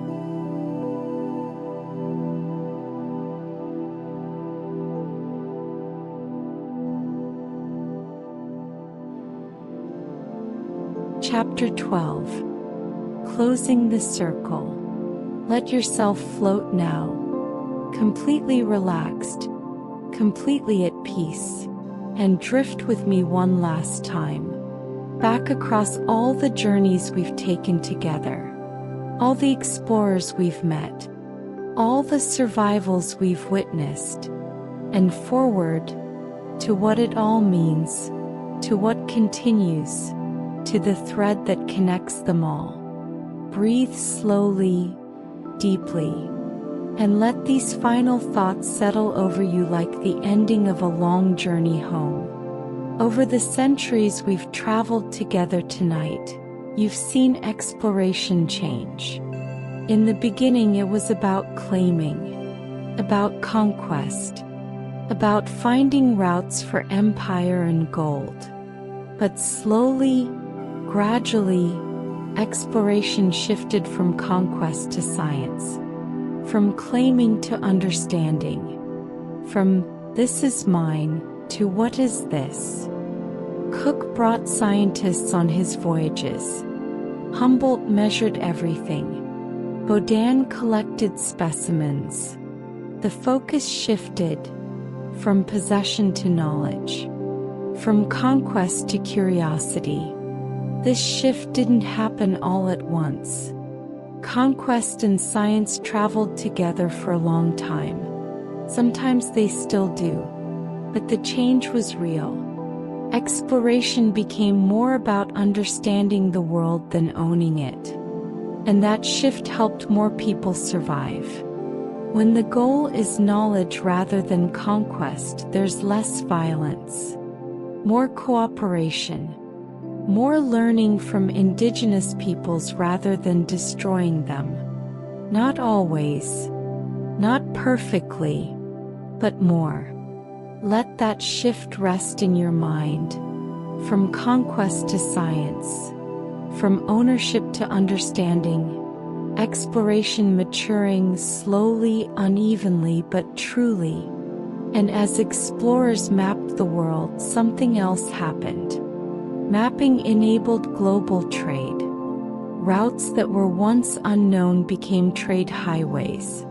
The Volta du Mar let ships cross oceans efficiently. The mapping of coastlines let merchants sail safely.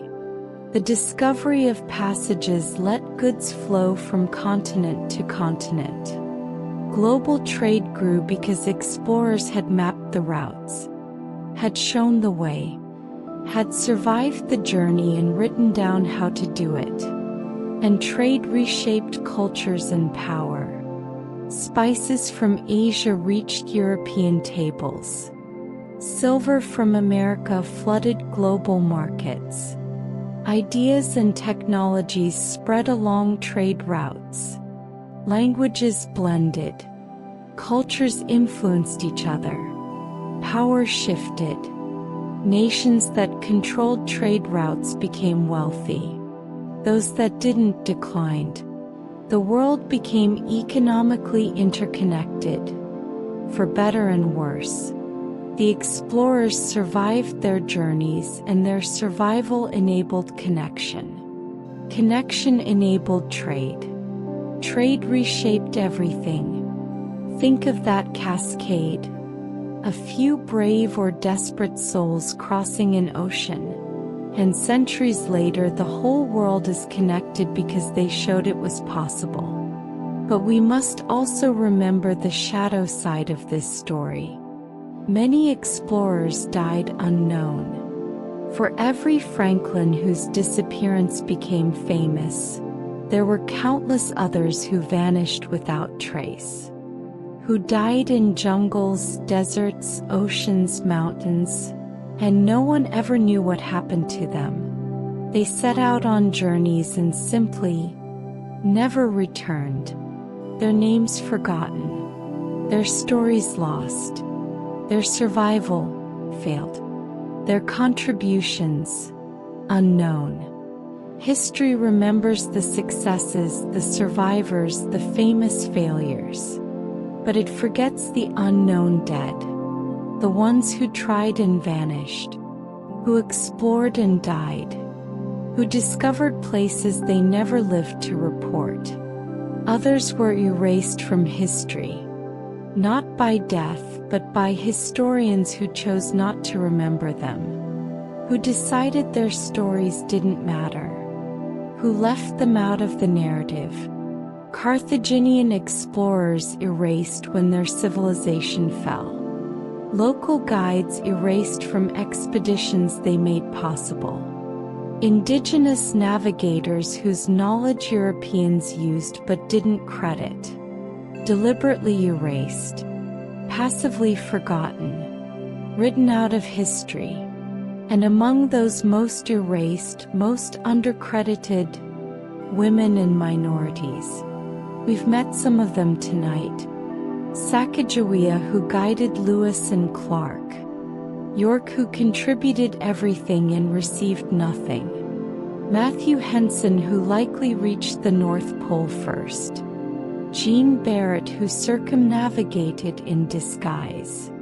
The women who broke barriers again and again. But for everyone we know, how many don't we know? How many women explored but were written out of the histories? How many minority explorers contributed but weren't credited? How many indigenous guides were essential but unnamed? Women and minorities were systematically undercredited. Their achievements minimized. Their contributions attributed to others. Their names forgotten. History was written by those with power. And those with power were usually men. Usually white. Usually from colonizing nations. So the history we inherited is incomplete. Biased. Missing crucial voices and stories. Rest with that understanding. The incomplete record. The biased history. The missing stories will never recover. But exploration didn't end. It continues. Under oceans, submersibles dive deeper, exploring hydrothermal vents, discovering new species in the abyss. The ocean floor is less mapped than the surface of Mars. Exploration continues there in the deep. And in space, rovers traverse Mars. Probes visit distant planets and moons. Telescopes peer at distant galaxies. Humans orbit Earth, live on space stations, plan journeys to the moon and beyond. Exploration continues. The frontier isn't closed. It's just moved. Down into the oceans. Up into space. Into the very small with microscopes and particle accelerators. Into the nature of reality itself. The spirit that drove Cook and Humboldt and Nansen. That spirit continues. Different tools. Different frontiers. Same curiosity. Because curiosity remains the common thread. Through all the explorers we've met tonight, through all the eras and methods and motivations, curiosity is what they shared. Curiosity about what's over that horizon, what's down that river, what's on top of that mountain, what's inside that tomb, what's at the bottom of the ocean, what's in the next valley, what's possible. Curiosity, the desire to know, to see, to understand. That's what kept them going, what kept them surviving, what brought them home with stories. Not glory at the deepest level, not wealth, not conquest. Those were motivations too, but the core, the thing that made them get up each morning and keep going was curiosity. The world pulled at them. They had to know. They had to see. They couldn't die without understanding. Curiosity kept them alive. Curiosity brought them home. Curiosity gave us their stories. And the world is still being explored. Not the political map, that's mostly settled now, but the world itself, the natural world, the physical world, the world of knowledge and understanding. Scientists explore the genome. Archaeologists uncover lost cities. Oceanographers map the seafloor. Anthropologists document disappearing cultures. Ecologists study ecosystems. Astronomers search for exoplanets. The world is still being explored, just differently, more carefully, more collaboratively, with more respect for what was already known by those who lived there, but still explored, still offering mysteries, still pulling at curious minds.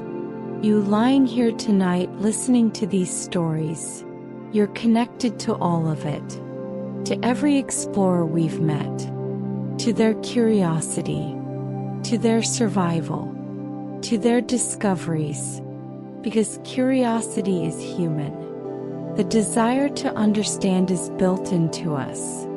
You feel it too, in small ways perhaps, but you feel it, and the world is still being explored by you. Every time you learn something new, every time you ask a question, every time you're curious about how something works or what something means. Exploration isn't just for the famous, it's for everyone. Every human who looks at the world with wonder and wants to understand.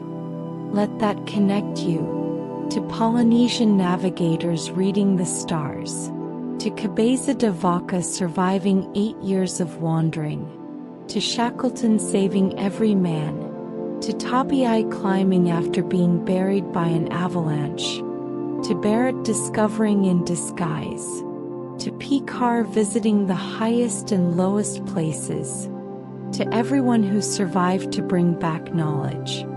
You're part of that lineage, that human lineage of curiosity and exploration and survival and wonder. The explorers we've met tonight, they survived so we could know. They endured so we could understand. They explored so we could see the shape of our world.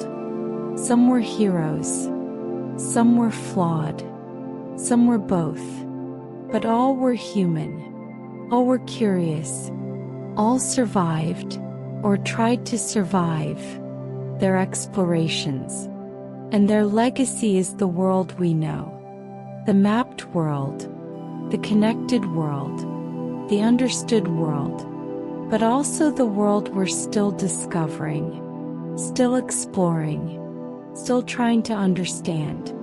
As you drift into sleep now, let all these stories settle. Let them become part of your dreams. Let the explorers fade gently into the background of your rest. You've traveled with them, across oceans and deserts, over ice and mountains, through jungles and valleys, down into tombs and up into space. You've survived with them. You've learned with them. You've understood the world a little better because of them. Now rest. You've completed the journey.